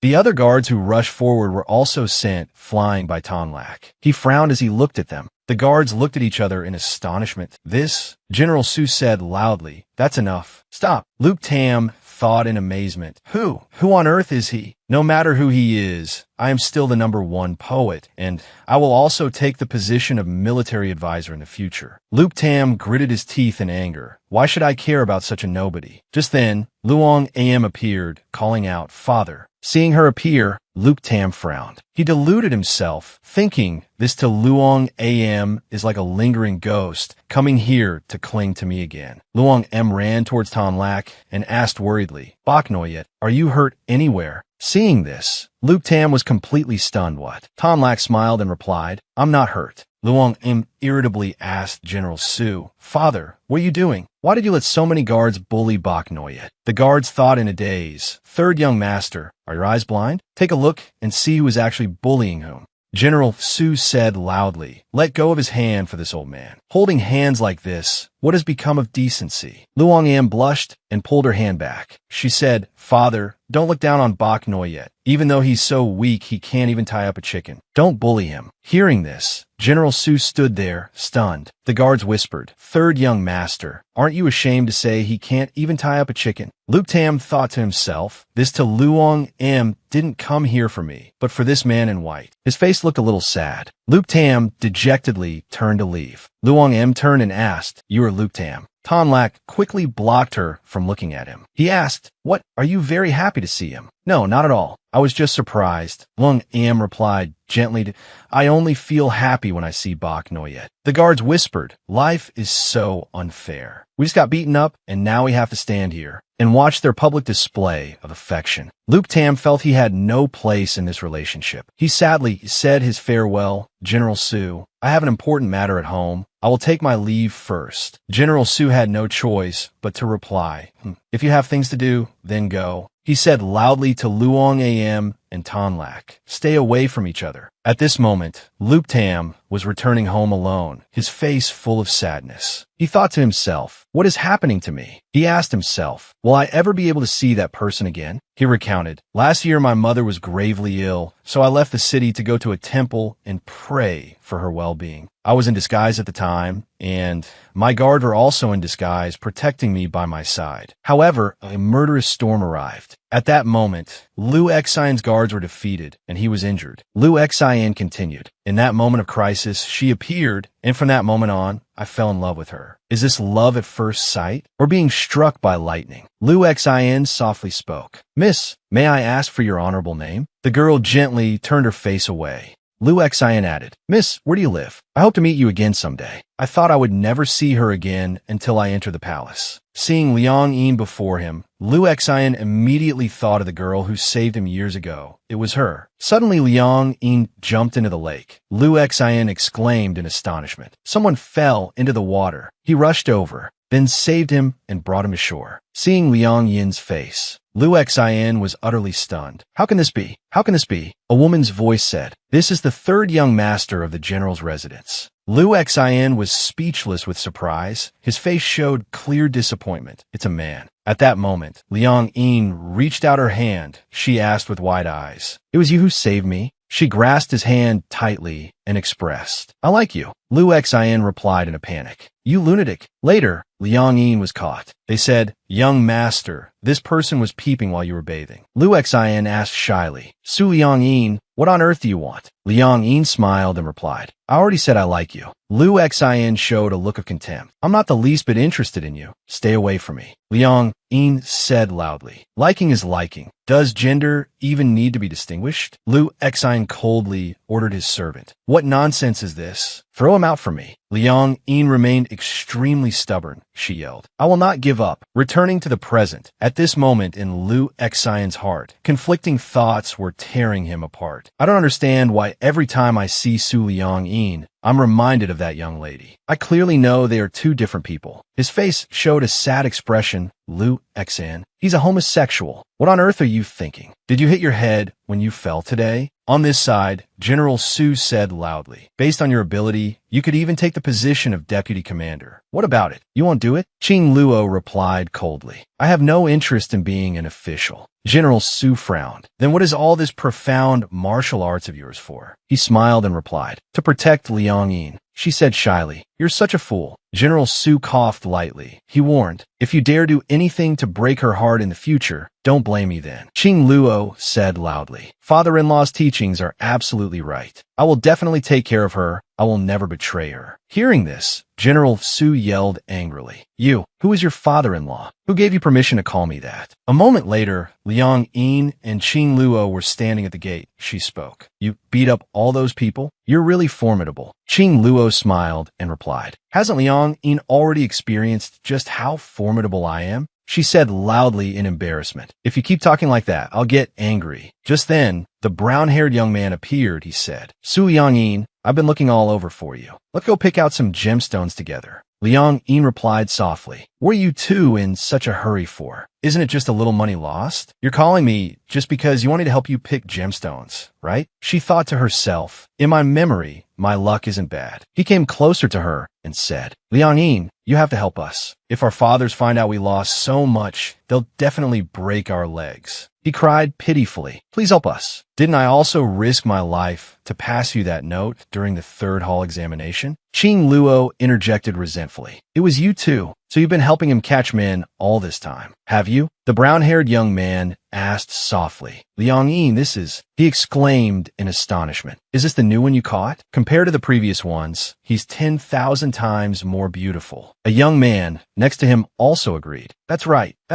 Liang Yin pointed and said, PFFT, PFFT, PFFT. I only like Baiyu. From now on, no one is allowed to mention this again. In the distance, a young man was peeking. He frowned and thought, Su Liang Yin, what does he have that I don't? Qing Luo's face showed a bit of surprise, as if he had realized something. He frowned and then smiled faintly. It's not impossible to help you. At this time, it was very noisy inside the club. Come on, come by. Baiyu said coldly. I can help you, but from now on, you are not to ask her for tea or wine, and you are never allowed to help her kidnap. Men, at this moment, hearing what Baiyu said, everyone immediately started to flatter. All right, just let Su Yin help me. We can talk about the rest later. On this side, Su Liang Yin stood behind Baiyu, thinking worriedly. They really have no backbone at all. Then she followed in Baiyu's footsteps. She looked around at the stones on display, thinking to herself, which one should I choose? Suddenly, someone said, Liang Yin, hurry up and choose, we trust you. Hearing this, Su Liang Yin immediately pointed at a stone and said, that's the one. Hearing this, Baiyu chuckled lightly, tacitly agreeing with her. The seller immediately opened the stone, but it was completely empty inside. There was nothing. Su Liang Yin's face darkened as she thought to herself, I'm cursed. What luck is there to speak of? The people following were very surprised. How can that be? It's just an ordinary rock. Baiyu spoke up and said, let me choose. Su Liang Yin was surprised to hear that. Baiyu, are you sure you can pick one? Baiyu then said, I'm not sure either, but let's give it a try. Hearing this, Su Liang Yin nodded with a hum. Then Baiyu chose a small stone and said to the seller, this one. Everyone was extremely surprised. Don't just pick one randomly like that. This is the second one already. When the man opened the stone, inside was immediately a green jade, a gem. It's really a precious gem. Seeing this, Su Liang Yin was very surprised and praised him. Baiyu, you're so amazing. The two followers were overjoyed. Wow, it's a precious gem. Baiyu said to the two, that jade is enough for you to recoup your losses. The two men happily pleaded, Master, can you help us pick a few more? Hearing this, Su Liang Yin angrily shouted, that's enough. She pulled his hand to leave. Baiyu, let's go, and pulled him outside. Suddenly she clutched her stomach in pain. Hey, wait, it hurts so much. On the other side, the 8th princess was pinned down on the grass by a stranger. She whimpered a few times, then shouted, I'm telling you, I'm the 8th princess of the dynasty. If you dare do this to me, I'll have my imperial father chop off your head. That stranger arrogantly said, if you're the 8th princess, then this old master is the emperor. Hearing this, Lu Xian immediately started to cry and then screamed, you beast, I will definitely have my imperial father punish you and exterminate your entire clan.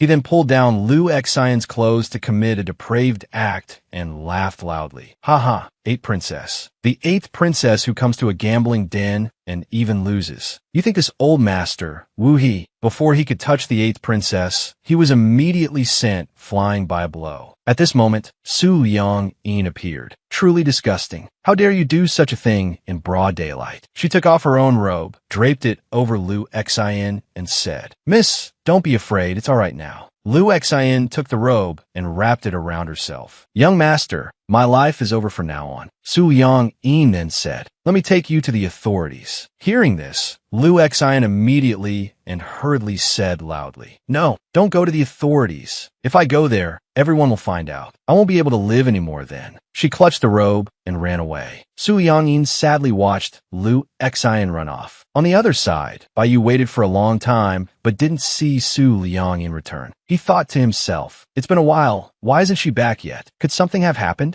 At this moment, Baiyu found Su Liang Yin. He immediately called out, Ener. Then, seeing that Su Liangyin's outer robe was missing, he asked worriedly, "Where are your clothes? Did something happen? Did someone bully you?" Su Liangyin answered honestly, "No, I'm fine. I met a poor young lady and gave my clothes to her." Baiyu took off his own outer robe and gave it to her. His eyes incredibly gentle, he asked softly, "You're not hurt, are you?" Su Liangyin smiled faintly. "I'm fine. Let's go home quickly." The two of them then went home. 1 month later, Su Liangyin sighed. Baiyu walked over and asked her what was wrong. "Something on your mind?" Suddenly, Su Liangyin rushed forward. She threw herself into Baiyu's arms. She said softly, actually going back to before. At that time, they were at the study table. The family said that next month is the Empress Dowager's birthday celebration. Everyone is required to go. At this moment, Su Liangyin said regretfully, "Father, please help me ask for a leave of absence. I don't want to go." Hearing this, General Su became angry. "I'm just telling you to attend a banquet, not asking you to go die. You've asked for leave so many times already." Su and Tian also advised, "Third brother, this time the invitation says everyone must go. If you don't go, the emperor will definitely find fault with us." Su Yixi said at the same time, "Third brother, our general's residence has great merits. It looks like we are favored, but in reality, it's like walking on thin ice. Do you understand?" General Su said sternly, "Why waste words on him? With his character, how could he understand something like walking on thin ice?" At this moment, Su Liangyin suddenly burst into tears. "Father, you look down on people." Baiyu gently hugged her and said, "It's okay. Go. I'll be in the residence waiting for you to come back." Su Liangyin sat in Baiyu's arms. "But I don't want to leave you alone." Actually, she thought to herself, besides, I'm afraid history will repeat itself. Baiyu gently stroked her head and said dotingly, "Say no more. Let's eat first." While eating, Su Liangyin looked at the dishes and suddenly felt nauseous. She thought worriedly, "Why do I feel a bit nauseous?" She immediately gagged. Seeing this, Baiyu was extremely worried. He rushed over to support her and asked, "Ener, what's wrong? Are you unwell somewhere?" Su Liangyin shook her head. "I'm fine. It's just that the smell of the food is making me a bit nauseous." Her mother approached and asked, "Ener, has it been a long time since you've had your period?" Hearing this, Su Liangyin seemed to have a dawning realization. "Mother, you mean I'm a child?" Hearing this, Baiyu was completely stunned. He thought blankly, "I'm going to be a father. Ener is carrying my child." Su Liangyin's mother smiled gently and said, "Silly girl, you've been in the manor for so long. How could you not even recognize your own body's reaction?" Hearing this, Su Liangyin thought happily, "Am I really pregnant? I don't even know how long I'll stay in this world. If the baby is born, wouldn't it become an orphan?" Suddenly, Baiyu stepped forward and took her hand. He knelt down, looked at her, and asked, "Ener, are you happy? We're having a child." He took her hand, pressed it against his face, and said, "Ener, I swear, I will definitely protect you and our child for the rest of my life." Su Liangyin hummed in agreement, but she was extremely worried about the future in the kitchen at that moment. Liu Xin was secretly plotting. The kitchen has been bringing soup to Liangyin's place often lately. I remember he never liked drinking soup before. He suddenly opened it, saw it was full of medicine, and asked blankly, "Medicine? Could it be that Liangyin is sick? This is prenatal medicine. Is someone in the manor pregnant?" Suddenly, he realized, could be Su Liangyin? No wonder Su Liangyin never touched me, even when I took the initiative. That's right, I saw that bloodstain on her bed. I thought it was from her period, but thinking about it now made him intensely jealous. Therefore, Su Liangyin is not the third young master of the general's manor at all. She is clearly a woman. Su Liangyin, I will absolutely not let you fall into someone else's hands. He clenched the medicine bowl in his hand. And this child, at this moment, Su Liangyin was tossing and turning, deep in thought. If I ask for sick leave from the palace now, they'll surely find out I'm pregnant, and it'll be a disaster. I can only attend the banquet. Suddenly, the 8th princess walked over and recognized Su Liangyin. "Young master, so you're a court official." Su Liangyin looked up, saw that she recognized her, and asked curiously, "Miss, do you know me?" The 8th princess said at once, "Young master, do you still remember the woman you saved recently?" Seeing her, Su Liangyin immediately remembered. "It's you? So this is your home. Or are you also an official?" The 8th princess nodded with a soft hum. Su Liangyin carefully reminded her, "No one else knows about this matter. In the future, you shouldn't mention it again, Mississippi. It will be better for you." Then, the 8th princess spoke up and asked, "May I ask which manor the young master is from?" Su Liangyin answered honestly, "I am the 3rd son of the Su family, Su Liangyin." Hearing this, the 8th princess covered her mouth in surprise. You're the 3rd young master Su that everyone in the capital talks about? Hearing this, Su Liangyin shyly scratched her head and said, and may I ask which official's daughter you are, miss? The 8th princess immediately said, I am the 8th princess of the Yun kingdom, Yunnan. Hearing this was like a bolt from the blue for Su Liangyin. She is the 8th princess Yunnan. Suddenly, Su Liangyin immediately excused herself. Your Highness, this humble servant has other matters to attend to and must take my leave. Before Yunnan could stop her, wait. Su Liangyin had already run off. The 8th princess angrily swatted away the surrounding flowers. Her servant immediately tried to console her. 8th princess, please don't be angry. Since the young master saw the princess's body that day, he must be afraid you'll punish him. Hearing this, Yunnan pursed her lips and turned away. Is that so? Then the servant reminded her, Princess, the datong ginseng soup is ready. Please drink it first. Yunnan said angrily, what ginseng soup? Can't you get something else lately? The smell makes me feel nauseous. Suddenly, the servant looked up at her and asked worriedly, Princess, it's been almost half a month, and it seems you haven't had your period at all. Why don't we have a royal physician take a look? Hearing this, Yunnan said worriedly, if that's the case, then go get one. How is it? Right after, the royal physician came to examine her. Yunnan angrily threw the medicine bowl. You quack. What do you mean, pregnant? You're talking nonsense. The royal physician immediately knelt and cowed out. He said, trembling, this old servant has practiced medicine for many years. A pulse like this cannot be mistaken. At this moment, the servant shouted, shut up, slandering the 8th princess's innocence. Do you no longer wish to live? Yunnan calculated in her head. If this gets out, I'm finished. Yunnan saw the piece of cloth, immediately went over, and covered the royal physician's mouth. The servant was extremely surprised to see this. Only when the royal physician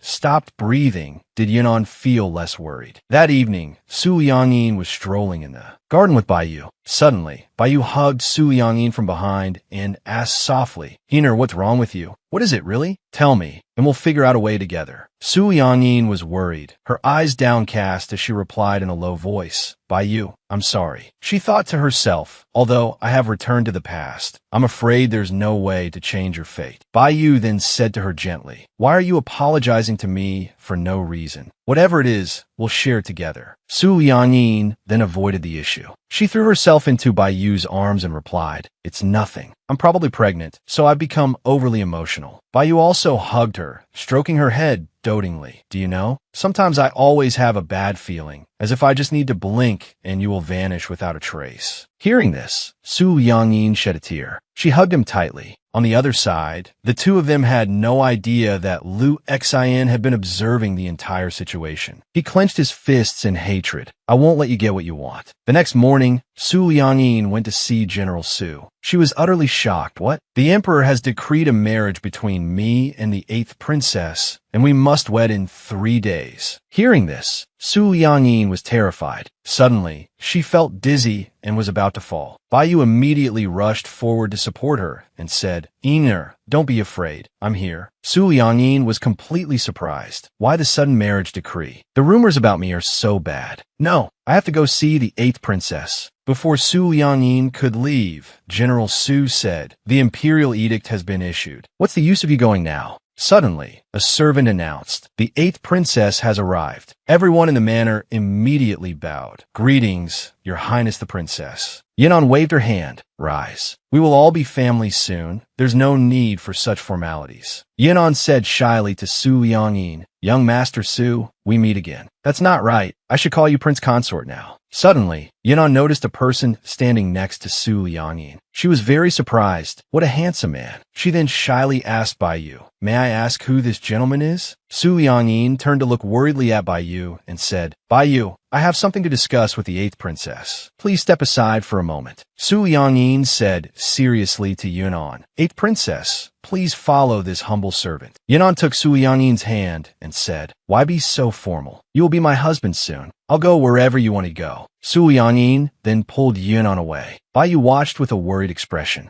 At this time, Yunan said very arrogantly, "The general's manner is so shabby. However, as long as you treat me well, I can reluctantly accept your home and your family." Su Liangyin spoke up and asked, "Your Highness, did the emperor decree this marriage because your Highness mentioned it?" Yunan turned around, shedding her innocent facade. "So what if I did? Although I have lost my innocence, for a dandy like you to be able to marry me is your great fortune." Then she gently rubbed her belly and said, "I am now with child. You can be the father. Shouldn't you be happy?" Su Liangyin immediately said, "Eighth princess, forgive this humble servant, but I cannot accept this marriage." Hearing this, Yunan angrily scolded, "Su Liangyin, let me tell you, whether you want or not, you have to marry me. The outer robe you took off last time is still with me. If I tell others you assaulted me and got me pregnant, no one will disbelieve it." Hearing her shameless words, Su Liangyin was furious.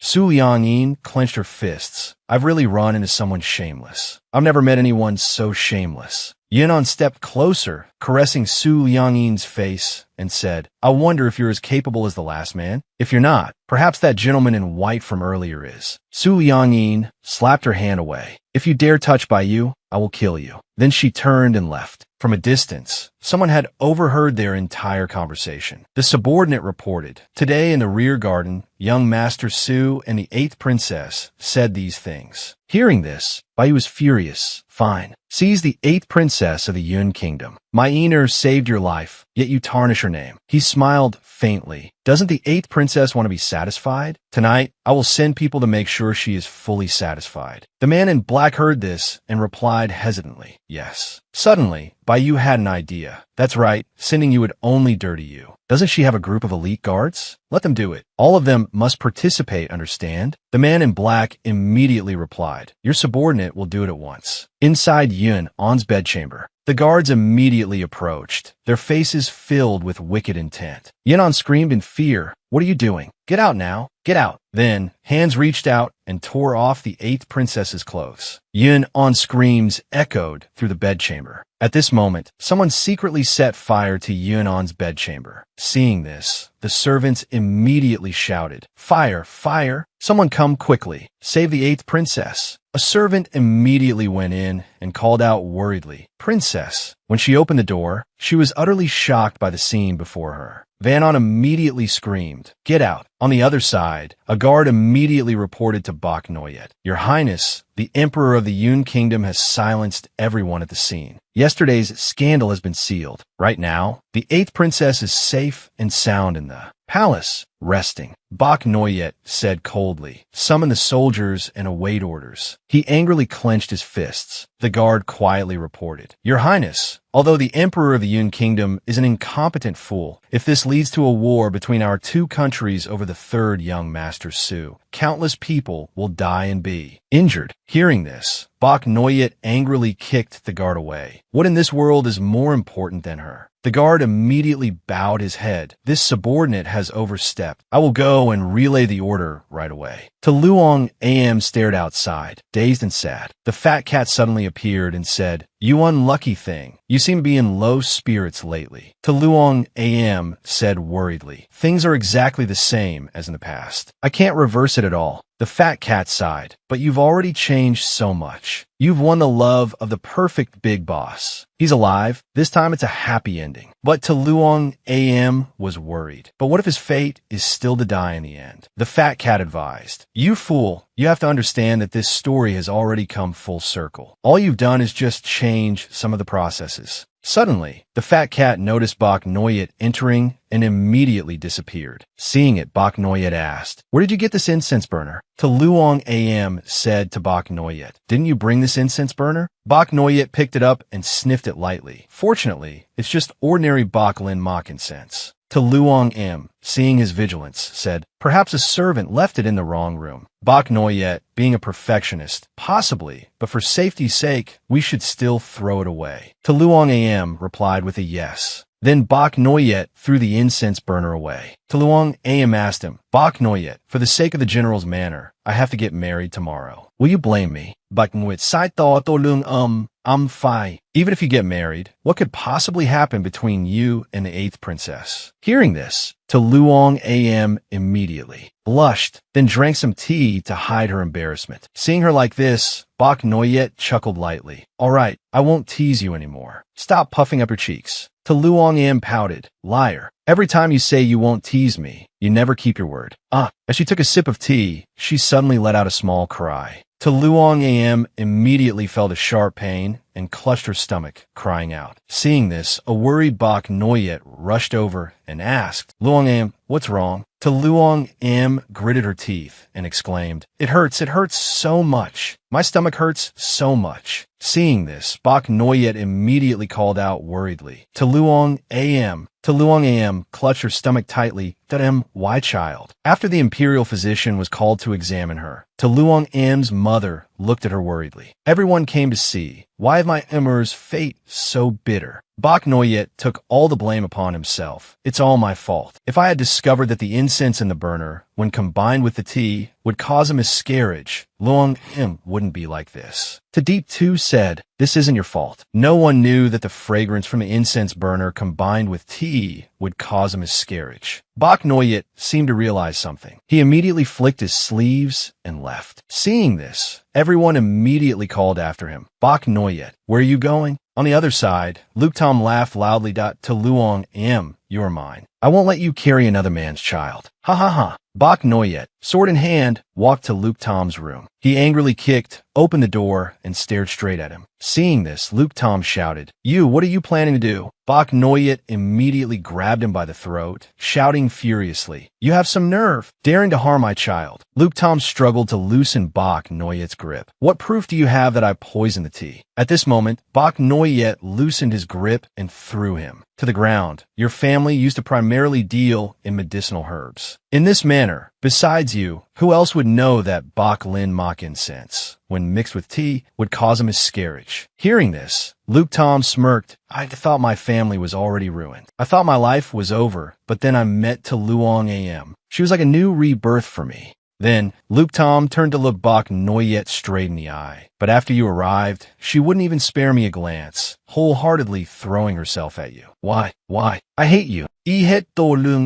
I'm willing to use 10,000 lifetimes of reincarnation to curse you, that the two of you will never be together, that your love will end in tragedy. Before Luke Tom could finish, Bok Noyet immediately swung his hand, a single slash killing him on the spot. So what about the next life? Amr, because of this, she can never have children again. If she finds out, at this moment, he was extremely worried and regretful.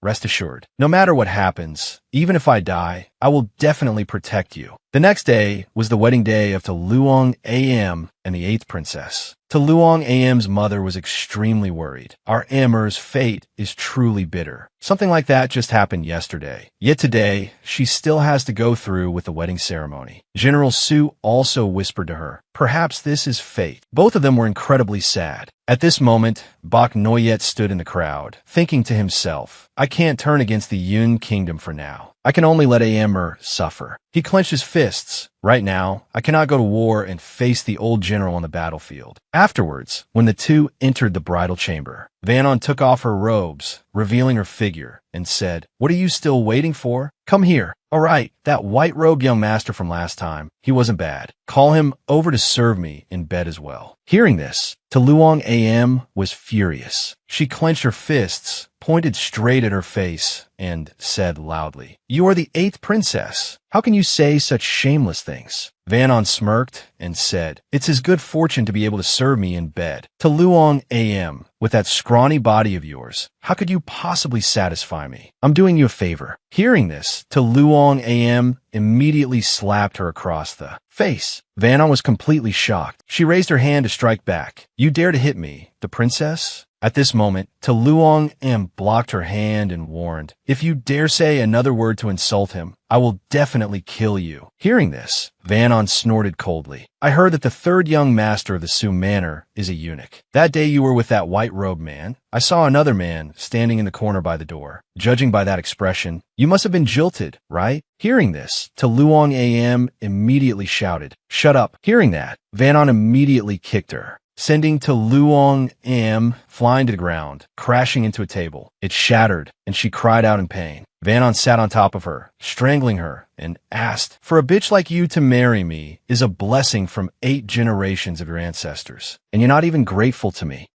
To Luong, AM struggled to breathe. She immediately reached for a broken piece of porcelain. She stabbed her with it. Vanon was completely shocked. "You." Then she immediately collapsed. To Luong, AM sighed. "It's over. Everything is over." She looked at her trembling hands. "I still killed the 8th princess. I still repeated the same mistake as my past life." At this moment, Bok Noyet was extremely worried. He rushed over, calling her. "AMR." He immediately pulled To Luong AM into his arms. "Don't be afraid. Don't be afraid. I'm here for everything." Just then, soldiers rushed in and shouted, "How audacious of you to actually kill the 8th princess." Seeing this, Bok Noyet thought to himself, "This scene is so similar. But since it's already like this, I will make the ending different." Suddenly, To Luong AM pushed Bok Noyet away and pointed at him. It was him. He's the one who killed the 8th princess. Bok Noyet was utterly horrified. Impossible. He clenched his fists. Nothing has changed. She still betrayed me. As To Luong M backed away towards the 2 soldiers, she grabbed a wine jug and smashed it over their heads. Bok Noyet breathed a sigh of relief inwardly. It's changed. It's changed. The person I love didn't abandon me. She didn't. After knocking out the 2 soldiers, To Luong AM immediately threw herself into Bok Noyet's arms, hugging him tightly. Bok Noyet hugged her and whispered, "Let's go. I'll take you away." Before he could finish speaking, To Luong AM immediately reached out and knocked Bok Noyet unconscious. Then she held him tightly and whispered, "Bok Noyet, farewell." Luong AM secretly took Bok Noyet away, then went to the Dali temple to turn herself in. She originally thought she could bear all the responsibility herself, but as it turned out,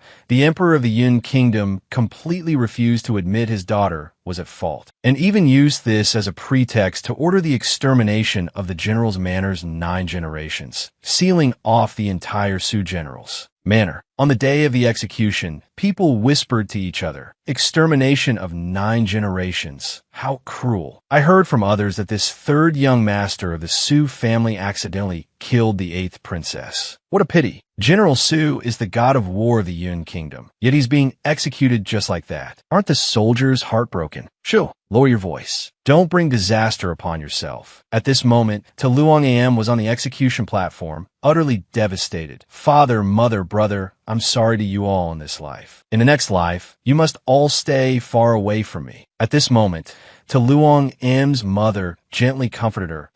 Mother doesn't blame you. The monarch has long been displeased with us. This day was bound to come sooner or later." General Su also sighed and said, "That's right. The monarch has long been displeased with us. This day was bound to come sooner or later." To Luong AM closed her eyes in anguish. Suddenly, a loud voice called out, "AM." To Luong AM's eyes flew open in complete surprise. She saw Bok Noyet appear. The soldiers, seeing Bok Noyet appear, immediately drew their swords vigilantly. Bok Noyet immediately displayed his martial arts. The surrounding crowd, seeing this, screamed, "Run! Murder!" The soldiers were completely stunned. "Huh? So fast?" Bok Noyet immediately moved forward to rescue To Luong. Why are you so foolish?" To Luong AM, with tears welling in her eyes. "Why did you come here?" Baiyu then instructed her, "Don't say anything else. I will take you away." Immediately after, he said to the subordinates behind him, "Take them along too." They all clasped their hands in a salute and replied yes. After that, Baiyu's subordinates rescued Su Liangyin's family. Suddenly, General Su noticed a token worn by a stranger. He thought to himself, "This is the token of the regent prince's personal guard from the neighboring country." Suddenly, a shout echoed from the top of the city wall. "Bold scoundrels, daring to snatch someone right in front of the execution ground." The person standing in the middle was the emperor of Yun country. Seeing this, Su Liangyin was terrified and immediately told him, "Baiyu, you should go. Leave me be." Baiyu hugged her and said gently, "Ener, you don't need to be afraid. I'll take care of everything." General Su, being supported by someone, said to Baiyu, "Quick, run quickly before the royal guard arrive. Once they're here, you won't be able to escape even if you want to." At that moment,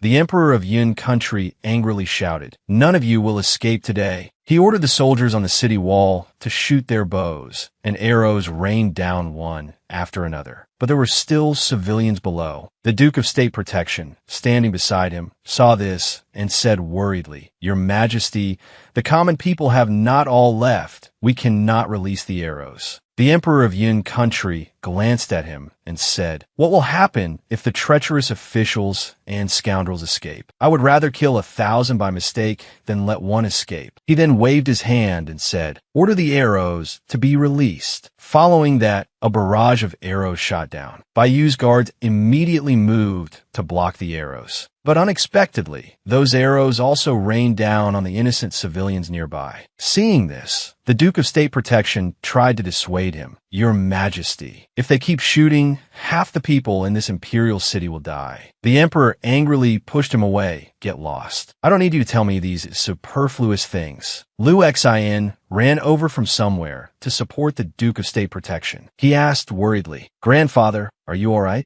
Seeing Liu Xin arrive, the Emperor angrily yelled, "Why aren't you killing the rebels? What are you still standing there for?" Liu Xin then picked up a bow and arrow. Suddenly, a soldier rushed over to report, "Your Majesty, this is bad. Another army from the neighboring country is advancing and is currently attacking the city gate." Seeing this, the Emperor became extremely anxious and shouted loudly, "Quick, escort me quickly." At this moment, the city gate was breached and soldiers immediately rushed in. On Bayou's side, the soldiers formed a circle around them, creating a shield to protect everyone. A soldier came forward and saluted. "This subordinate was late in coming to protect you. I await your highness's punishment." Hearing this, General Su, Liu Xin, and the Emperor of Yun country immediately froze. Unbelievable. Everyone thought to themselves, "He is the regent prince of the neighboring country with ruthless methods." Su Liangyin then looked up at him and asked, "Baiyu, you are the regent prince of the neighboring country." At this moment, Baiyu supported her and said, "Ener, don't say anything. Your body is too weak. You should conserve your strength." Su Liangyin obediently leaned into Baiyu's embrace. She smiled faintly and thought, "Baiyu is the regent prince who is so powerful he can cover the sky with one hand. That's great. Then I can rest assured." Suddenly, her steps faltered and she stumbled to the ground. Baiyu, extremely worried, cried out, "Ener." He hurriedly supported her. Su Liangyin spoke in a tired voice, "Baiyu, I don't think I can hold on any longer. You must live well." Baiyu immediately supported her and said, "Ener, I will take you back right away. The royal physicians in the palace are all exceptionally skilled. They will definitely be able to save you." Su Liangyin looked up. She looked at the city wall and saw Liu Xin preparing to shoot an arrow towards them. Just as Liu Xin released the arrow, Su Liangyin immediately pushed Baiyu away and took the arrow for him. The arrow flew straight into her chest. With a thud, blood splattered everywhere. Seeing this, Baiyu couldn't believe his eyes. He rushed to catch her, shouting loudly, "Ener!" He immediately used his hand to stop her bleeding. Su Liangyin weakly whispered, "Baiyu, don't cry. You won't be handsome anymore if you cry. What I love to see most is your smile." After saying this, she closed her eyes. Baiyu, with tears welling in his eyes, hugged her tightly. "Ener, you're being mischievous again. You're so naughty." He then let out a scream, "No." At this moment, Su Liangyin's soul had left her body. With tears in her eyes, she looked at him and whispered, "Baiyu, I'm sorry. This time it's my turn to protect you." She then gently kissed his forehead. As she kissed Baiyu's forehead, she saw him look up. Suddenly, she clutched her chest and cried silently. "What am I even hoping for? It's obvious he can't see me." After shooting the arrow, Liu Xin dazedly walked down. He looked at Su Liangyin in Baiyu's arms and thought, "Why does Su Liangyin look so much like the woman who saved me? Why is that?" At that moment, thousands of arrows continued to rain down. Unexpectedly, those arrows also shot towards Liu Xin. He immediately fell to the ground, still thinking, Su Liangyin only likes men, not women, so it turns out she is a woman.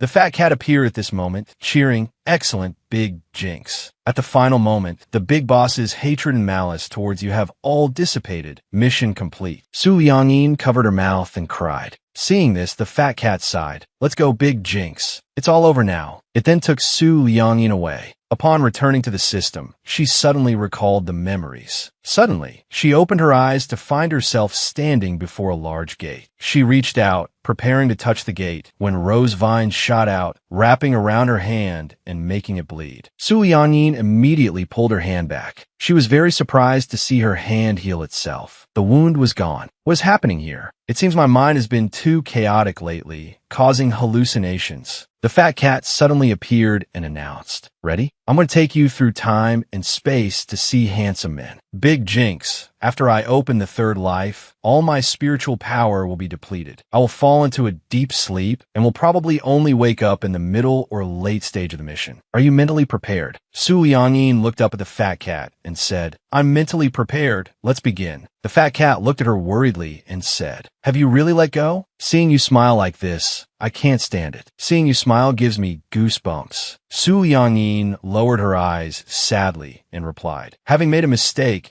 being able to compensate for it a little is already extremely difficult. Why must I stubbornly hope for a perfect ending? I've long since thought it through." Seeing this, the fat cat shouted, "In that case, what are we waiting for? Let's go." Then, the large red gate opened. The fat cat went inside. At this moment, the fat cat waved its paw. Inside the gate was an ice coffin. The coffin was surrounded by roses behind a hazy mist. Su Yanyin suddenly woke up. She was suddenly slapped. Su Yanyin suddenly woke up to find herself tied up. She thought to herself, "What is happening?" Su Yanyin looked coldly at the arrogant woman in front of her. "Bai Yanyin, you probably didn't expect this, did you? Didn't think you'd see this day." Standing before her was an incredibly haughty-looking woman. She laughed loudly. "Seeing you in this pathetic state, how can a younger sister like me not be in a good mood?" Then, she secretly observed her surroundings. "This is the sea, a cruise ship. What is happening? This body now has not a single memory. I don't even know who I am." She cried out silently in her heart. "Male God, I don't know anything, big boss. Where am I supposed to find you now? Can someone please guide me?" The more Su Yanyin thought, the angrier she got. Then, Kairia bent down and said in a harsh voice, "Bai Yanyin, weren't you just trying to fight me to the death a moment ago? Why are you acting so foolish now?" Su Yanyin looked up at her and asked, "Who are you?" At this, Kairia stood up straight, pointed directly at Su Yanyin's face and shouted, "Bai Yanyin, don't tell me you don't remember anything. I'm the one who planned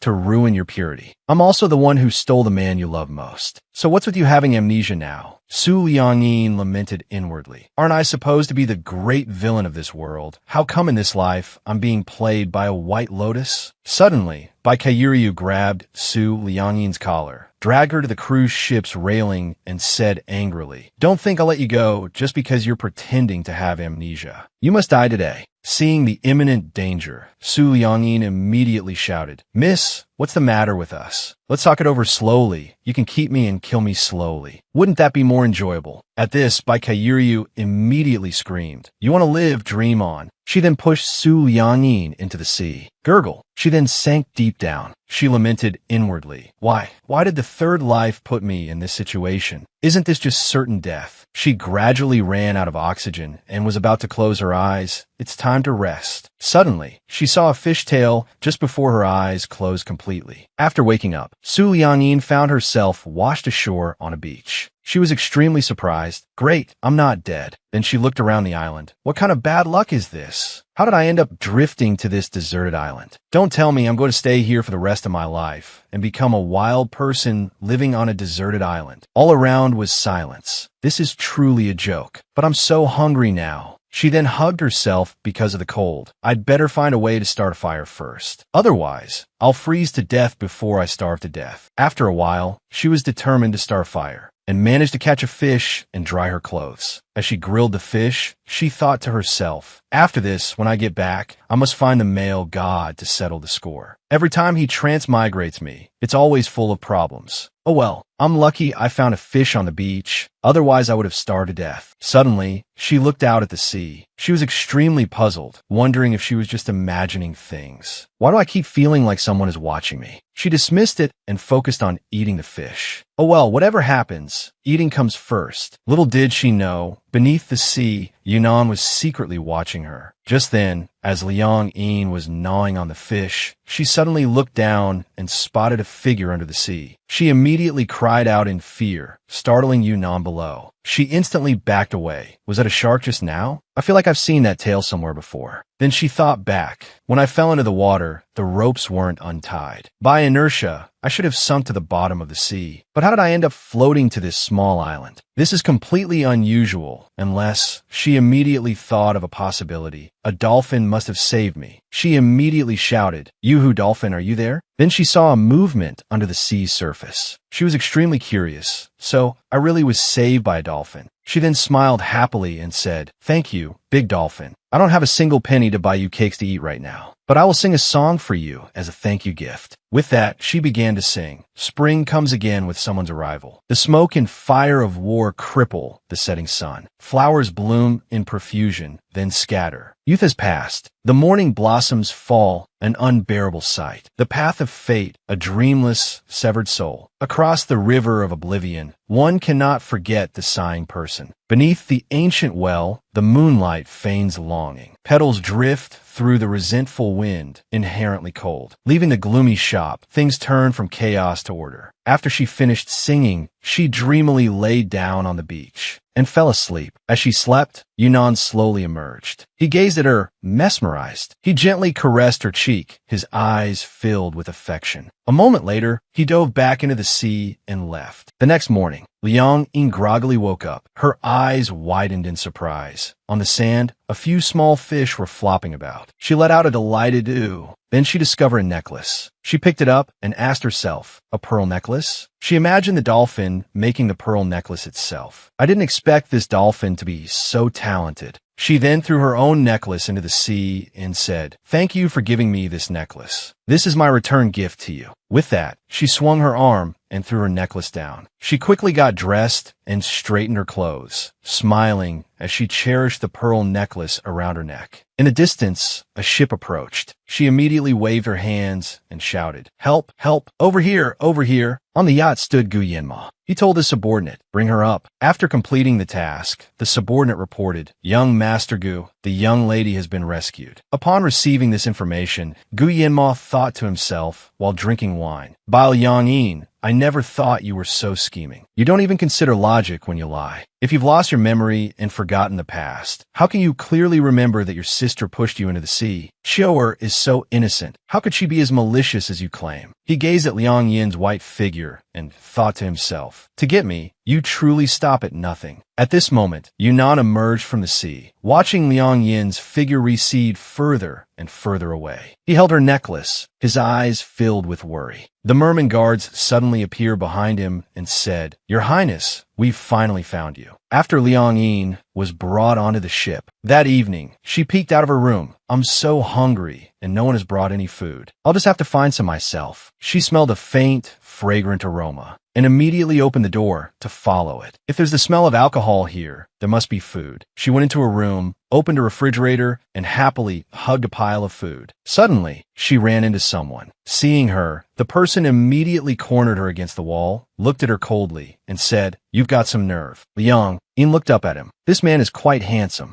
Seeing his intimidating expression, Liang Yin stammered, hello. Gu Yanma looked at her with an icy voice. "Are you in my room in the middle of the night to steal?" Liang Yin quickly explained, "I'm sorry, I was just really hungry. I apologize, but please don't tell the ship's owner about this, okay? I don't want to be thrown off the ship." Gu Yanma smirked, then lifted her chin to make her face him. "Is that so? So you mean to say you don't know that the owner of this ship is Gu Yanma?" Liang Yin smiled cheerfully and replied, "I don't know. That name is actually quite nice to hear." Liang Yin then pleaded with him, "Big brother, I had no choice. How about this? You let me go, and I'll return the food to you." Gu Yanma schemed internally, pretending to have amnesia. "You don't even know who I am? Let's see how long you can keep up this act." While thinking, Gu Yanma said to Liang Yin, "You want me to keep your secret? Don't you think you should do something to shut me up?" Then, before Liang Yin could understand, Gu Yanma leaned down and kissed her on the lips. Liang Yin was completely stunned by this. She immediately pushed him away and ran off with the food. Pushed away by her, Gu Yanma clutched his body in anger. "By Liang Yin, you damn woman. The next morning, after Liang Yin woke up, someone came to inform her, "Miss, our young master has summoned you." Hearing this, Liang Yin immediately panicked. Could it be that the guy from yesterday told the ship's owner about me stealing food? When she arrived, Gu Yanma was sitting on the sofa, looking extremely displeased. Standing beside him were bodyguards in black suits. Seeing his expression, Liang Yin thought, "Isn't this man the pervert who acted inappropriately with me yesterday?" Sitting on the sofa, Gu Yanma looked at her from a distance and said arrogantly, "Is there something you want to say to me?" Liang Yin said worriedly, "Yesterday about what happened last night. I'm sorry, I didn't mean to hit you like that." The bodyguard standing nearby thought to himself, "How could this woman have done that? The young master is at least an 8th degree black belt." Gu Yanma snorted coldly in anger. "Feed her to the fish." After he spoke, the bodyguards immediately surrounded her. She panicked for a few seconds, then quickly calmed down. Looking for a fight? Liang Yin then unleashed her moves, taking down all the bodyguards. Gu Yanma was completely stunned by this. Every one of her moves is exceptionally skilled. This isn't something a novice could do. After that, Liang Yin suddenly lunged forward, jumping onto Gu Yanma's table, smashed the wine glass, and pointed a shard straight at his neck. She warily threatened the bodyguards, "Don't come any closer. Take me ashore, or I'll kill your young master immediately." The bodyguards were terrified when they saw this. The surrounding bodyguard shouted, "How dare you? Put the shard down now. If you dare harm a young master, we'll make sure you don't die in one piece." Liang Yin continued to press the glass shard against Gu Yanma's neck. "As long as you let me leave, I guarantee I won't harm a single hair on his head." Suddenly, Gu Yanma looked at Liang Yin's tense expression, chuckled softly, and said, "All of you, stand down for now. Close the door, and no one is allowed inside." Hearing this, the bodyguard became worried. "But, young master," Gu Yanma shouted angrily, "Shut up. Who's the master here?" After that, the bodyguards retreated one by one and closed the door. Liang Yin let out a sigh of relief. Suddenly, Gu Yanma grabbed her wrist, reversed the situation,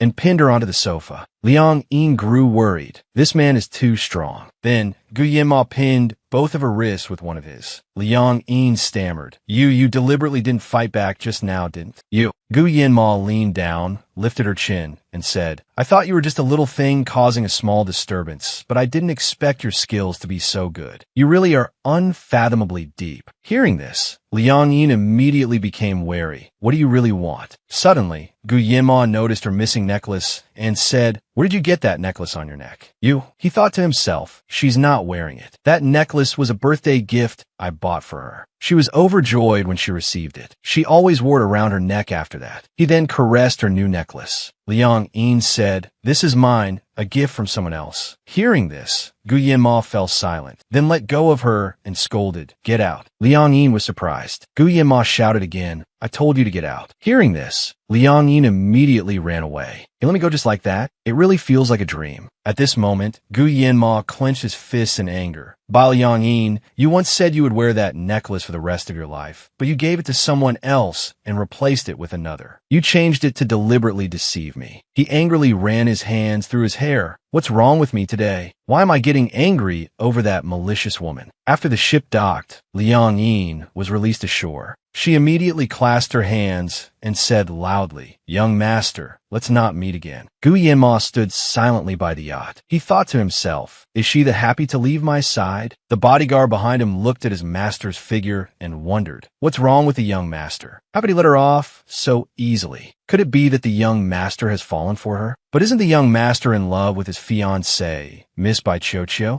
After Liang Yin went ashore, everyone around her blushed at her beauty. Liang Yin thought worriedly, "I don't have a penny to my name, not even enough for a bite to eat. I should find a job first." Then, unexpectedly, she was chased out by someone. She shouted, I'm really not a scammer. Please just let me take a look. Go away, go away. If you don't leave, we'll call the police." Then they push her out. So beautiful, yet she's a scammer. Liang Yin was pushed to the ground. She immediately clutched her leg and grunted softly. It sprained. Then she hugged her knees and sat on the street, ignoring the rain. Just then, a figure approached and held an umbrella over her. Liang Yin looked up. The man spoke softly, "Miss, are you all right?" As the man lowered his hand, Liang Yin took it and replied softly, "Thank you, I'm fine." Because her ankle was sprained, she lost her balance and stumbled towards him. The man immediately caught her and said, "Miss, you're injured. Let me take you to get it treated first." Liang Yin replied sadly, "No, it's not necessary." Regardless of what she said, Nan took her back with him. The next morning, Liang Yin woke up and suddenly found herself lying in an incredibly beautiful room. She wondered, "Where is this? I remember my leg was injured, and then I was brought here." She looked at the wound on her leg and thought, "The wound on my leg is gone. Am I dreaming?" She suddenly heard a singing voice, the fragrance of a visitor's arrival. Gone is the evening's smoky phoenix. Hearing this, Liang Yin was very surprised. "Isn't this the song I usually sing? Who is singing it, and singing so beautifully?" Nan continued to sing. Old age has passed, unable to hold back the falling blossoms. A shifting face, an uneasy departure. A divine visage, a dream of shattered elegance. Nan turned and smiled softly. "You're awake." Seeing his handsome face, Liang Yin couldn't help but blush. She shyly stammered, I'm awake.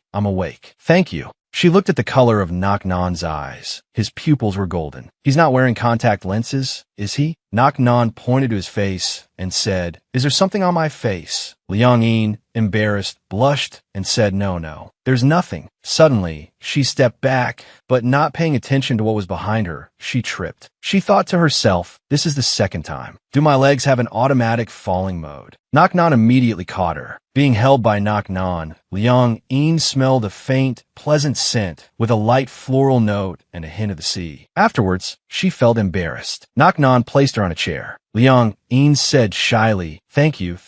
If you hadn't brought me back yesterday, I would have surely become a wanderer." Nan asked gently, "Where is your home? I'll take you back." Liang Yin answered honestly, "I have amnesia. I don't even know who I am." Nan smiled softly and said, "You can stay here until you recover your memory. Just take your time to find your memories and your family." Hearing this, Liang Yin was overjoyed. "Really? But will this bother you and your family?" Nan explained, "My family doesn't live here. This is just a place where I stop by. Sometimes I'm not even here at night, so you can feel comfortable staying here." Hearing this, Liang Yin was very happy. "Is that so? Thank you so much. When I find a job, I'll definitely pay you rent." Nan looked at her gently and said, "I am Nan. Nak as in jade, Nan as in silver." Hearing this, Liang Yin thought to herself, "How moving, it's very nice." She spoke up, Nan, that name really suits you." Then she introduced herself, "And my name is Liang Yin. It's a name I just gave myself." She then said cheerfully to him, "By the way, I just heard you sing that song. I've heard it many times before, but hearing you sing it this time, I found it really beautiful." Nan smiled softly and replied, "I heard a girl sing this song. She sings it much better than I do." Hearing this, Liang Yin mused, "For you to praise her singing, she must be a very good singer. That girl must be very beautiful." Hearing this, Nan glanced at her and said, "Yes, she's indeed very beautiful." Liang Yin, quite pleased with herself, continued, "She must be very beautiful. You like her songs so much. You must like her a lot, right?" Nan looked straight into her eyes, which held a deep affection that Liang Yin didn't notice. "Perhaps I do. From the very first time I met her, I had a special feeling. That kind of affection. It's as if we had already fallen in love, known each other for a very long time." Hearing this, Liang Yin asked, "So are you pursuing her now?" Nan, looking a bit sad, said, "Not yet. If I pursue her now, it might scare her." Liang Yin patted his shoulder and replied, Don't be sad.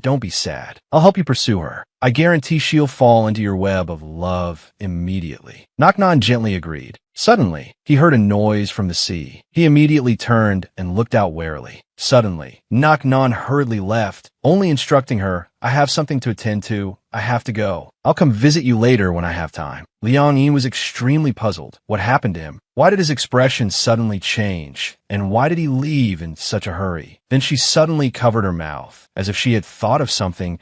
Did I just say something wrong that made him angry enough to leave? I'm doomed. She sat on the chair and sighed. This handsome god is so aloof. He really left. Next time I transmigrate, I must clearly ask the original owner about the situation at the time of transmigration. But who is the final boss of this life, anyway? Also, how come my wound heals so quickly? Could it be that I have a self-healing ability? She sat with her chin in her hand, thinking for a long time. Later, she opened the refrigerator door and found it was completely empty. Suddenly, Nan appeared from behind and asked her softly, "What are you looking for?" Liang, extremely surprised, called out, Nan, why are you here? Nan, carrying a bag full of things, said, "I brought you some miscellaneous items. These things are very necessary when you're alone." Liang, deeply moved, took them. Nan, you're really too kind. I was just in a bind. It's a good thing you brought these things. You're so kind. I don't know how to repay you. Nan smiled softly and said, "If you don't know how to repay me, why not repay me with yourself?" Hearing this, Liang immediately laughed out loud. "All right, as long as you don't mind, this young lady will marry you right away." Hearing this, Nan's face turned slightly red, and he stared at her intently. Finding his reaction strange, Liang scratched her head and said, just kidding. Come on, let's eat together." After that, the two of them sat down and ate a meal very happily. As Liang put a shrimp in her mouth, she thought to herself, "This is so hard to eat." Seeing her strange expression, Nan asked worriedly, "What's wrong? Is the food bad?" Liang held up the food with both hands and said, "Not at all. It's delicious.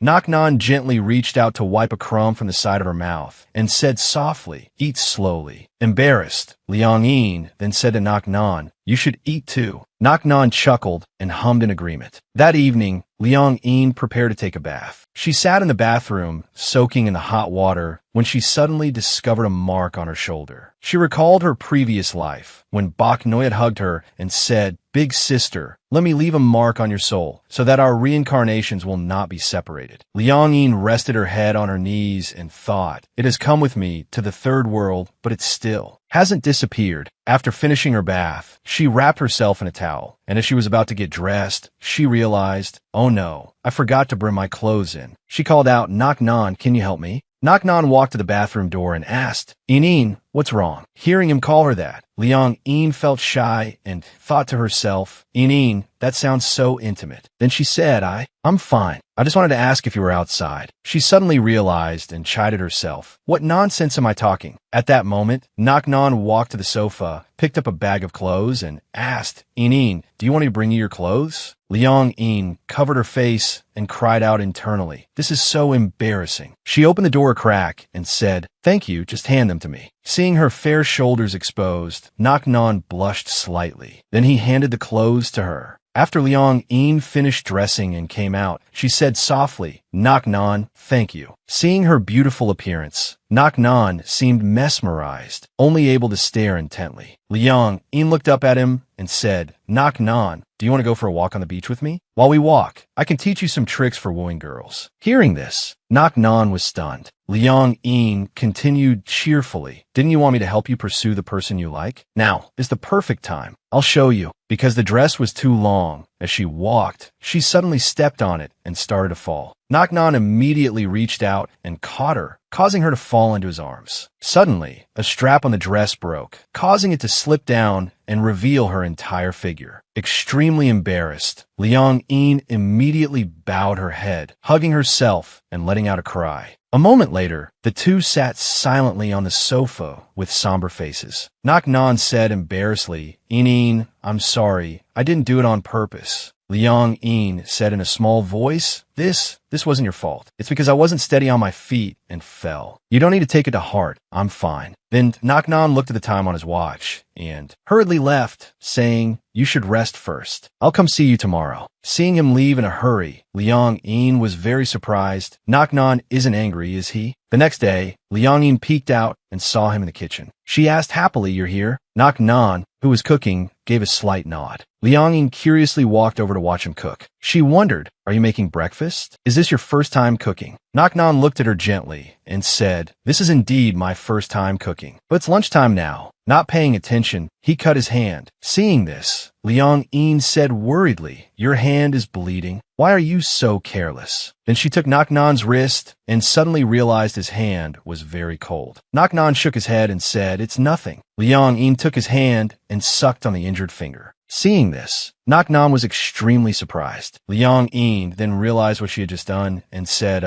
I heard that saliva is the best disinfectant, so I just want to try it out a little. I'll go find you some other disinfectant right now. You don't need to worry. Knock Nan, a bit shy, his face slightly red, replied, There's no need. It's just a small cut. You should go wash your face and brush your teeth. I'll be done in a moment. No need to worry. Suddenly, the two of them heard a knock on the door. Knock, knock. Knock Nan cautiously opened the door to see Hong Cam standing outside. Knock Nan looked at her coldly. What are you doing here? She put on a deceptively sweet face and said, Can I come to see how you are? He replied coldly, Get out immediately and leave. She leaned in close to his face and continued, Your Highness, if I were to go back just like this and happen to run into the Pope, and the Pope asked about your Highness's whereabouts, if I'm in a bad mood and my tongue slips, what then? After speaking, she turned and walked straight inside. Hello, are you having a meal? I hope my arrival isn't disturbing you too. She spoke as if she were the mistress of this house. So you're the girl Knock Nan mentioned. Hearing about you really doesn't compare to meeting you in person. You're very lovely. She extended her hand. I'm Hong Cam. It's a pleasure to meet you.